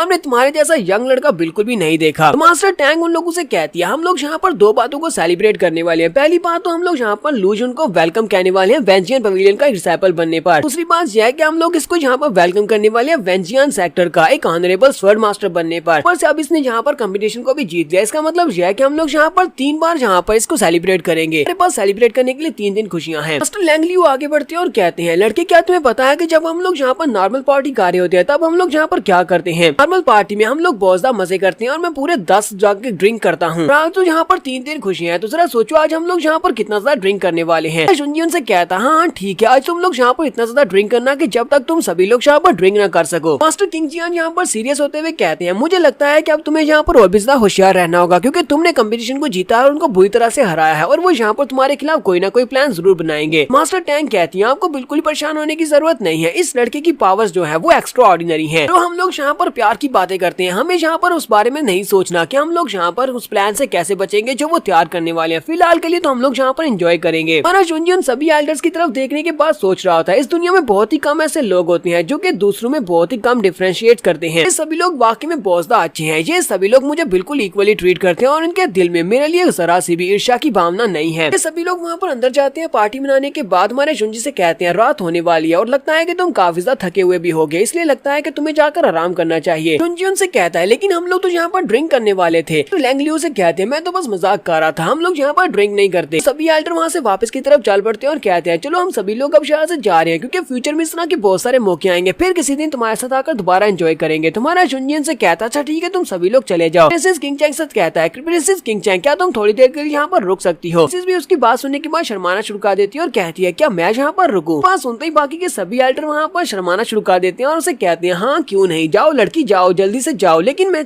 तुम्हें यहाँ पर एडवाइस करूंगा कि तुम्हारी पहली बार है तो आहिस्ता आहिस्ता करना। शुंजी और मिस जिया दोनों उनकी बातें सुनने के बाद हैरान होते हैं कि ये यहाँ पर इस तरह की क्या बातें कर रहे हैं कि आहिस्ता आहिस्ता करना। शुंजी प्रिंसेस को अपने साथ लेकर साइड के ऊपर आ जाता है। प्रिंसेस उसके सामने बहुत ज्यादा शर्माते हुए खड़ी होती है और उसे कहती है लू जुन मैं तुम्हें सच्ची बात बताऊं तो मैंने पहले कभी नहीं किया और मैं बिल्कुल भी रेडी नहीं हूँ। शुंजी उसके माथे पर फ्लिक करता और कहता है तुम उन सभी की बातें सुनने के बाद अपने जहन में गंदी गंदी बातें क्यों ला रही हो, मैं तुम्हारे साथ ऐसा कुछ भी नहीं करने वाला, मैं तो बस यहाँ पर तुम्हारी मदद चाहता था इसलिए तुम्हें यहाँ पर बुलाया है। उसे कहती है अच्छा तुम्हें मेरी मदद चाहिए तो फिर बताओ कि तुम्हें मुझसे क्या चाहिए। हमारा शुंजी से कहता है जबकि तुम्हें पता है कंपटीशन को जीतने के बाद अब मैं आउटर गेट का कंप्लीट इंचार्ज बन चुका हूँ, अब मुझे वहाँ पर कुछ रिफॉर्म्स लानी होंगी ताकि मैं आउटर डिसाइपल्स को सही तरीके से कंट्रोल कर सकूँ। उसके लिए मुझे वहाँ पर कुछ चेंजेस लानी पड़ेंगी, इसलिए मैं चाहता हूँ कि तुम मेरे ऑर्डर्स को उन सभी एल्डर्स तक पहुँचा दो। वहाँ पर जितने भी एल्डर्स हैं उन सभी को ये ऑर्डर पहुँचा देना। वो अपने पास से एक लेटर निकालता है और उसे कहता है इस लेटर के ऊपर लिखा हुआ है, मेरी स्टैम्प भी लगी हुई है, सभी एल्डर्स को 7 दिन के बाद अपनी पावर्स हैंड ओवर करनी करनी होगी। जितने भी एल्डर्स, जितने भी ग्रैंड मास्टर्स हैं, वो सभी के सभी लोग अपनी अपनी पावर्स को छोड़ देंगे, अपनी पोजीशन से डिस्पोजिशन हो जाएंगे। आज के बाद आउटर गेट को सिर्फ और सिर्फ मैं ही अकेला संभालूंगा। सभी लोगों को 7 दिन के बाद हमारे मेन स्क्वायर के ऊपर इकट्ठा होना होगा। मैं वहीं पर जाकर उन सभी से बात करूंगा। जियाओ से कहती है ये कोई बड़ी प्रॉब्लम नहीं है, इसको मेरे पर छोड़ दो, मैं तुम्हारा ये काम कर दूंगा। तुम्हारा चुंजी से कहता है तुमने जहाँ पर इस लेटर को पकड़ लिया और मेरे से कोई भी सवाल नहीं पूछा, तुम इतनी जल्दी इस बात को करने को कैसे मान गई। उससे कहती है ये भी कोई पूछने वाली बात है, क्योंकि मुझे तुम्हारे पर पूरा भरोसा है। तुम जहाँ पर जो भी करोगे वो अच्छे के लिए ही करोगे। जहाँ पर हम लोग अपनी एपिसोड 150 का एंड करेंगे। एपिसोड की एक्सप्लेनेशन अच्छी लगी हो तो कमेंट करके जरूर बताइएगा। चैनल को सब्सक्राइब कर दे, वीडियो को लाइक और शेयर कर दें। शुक्रिया।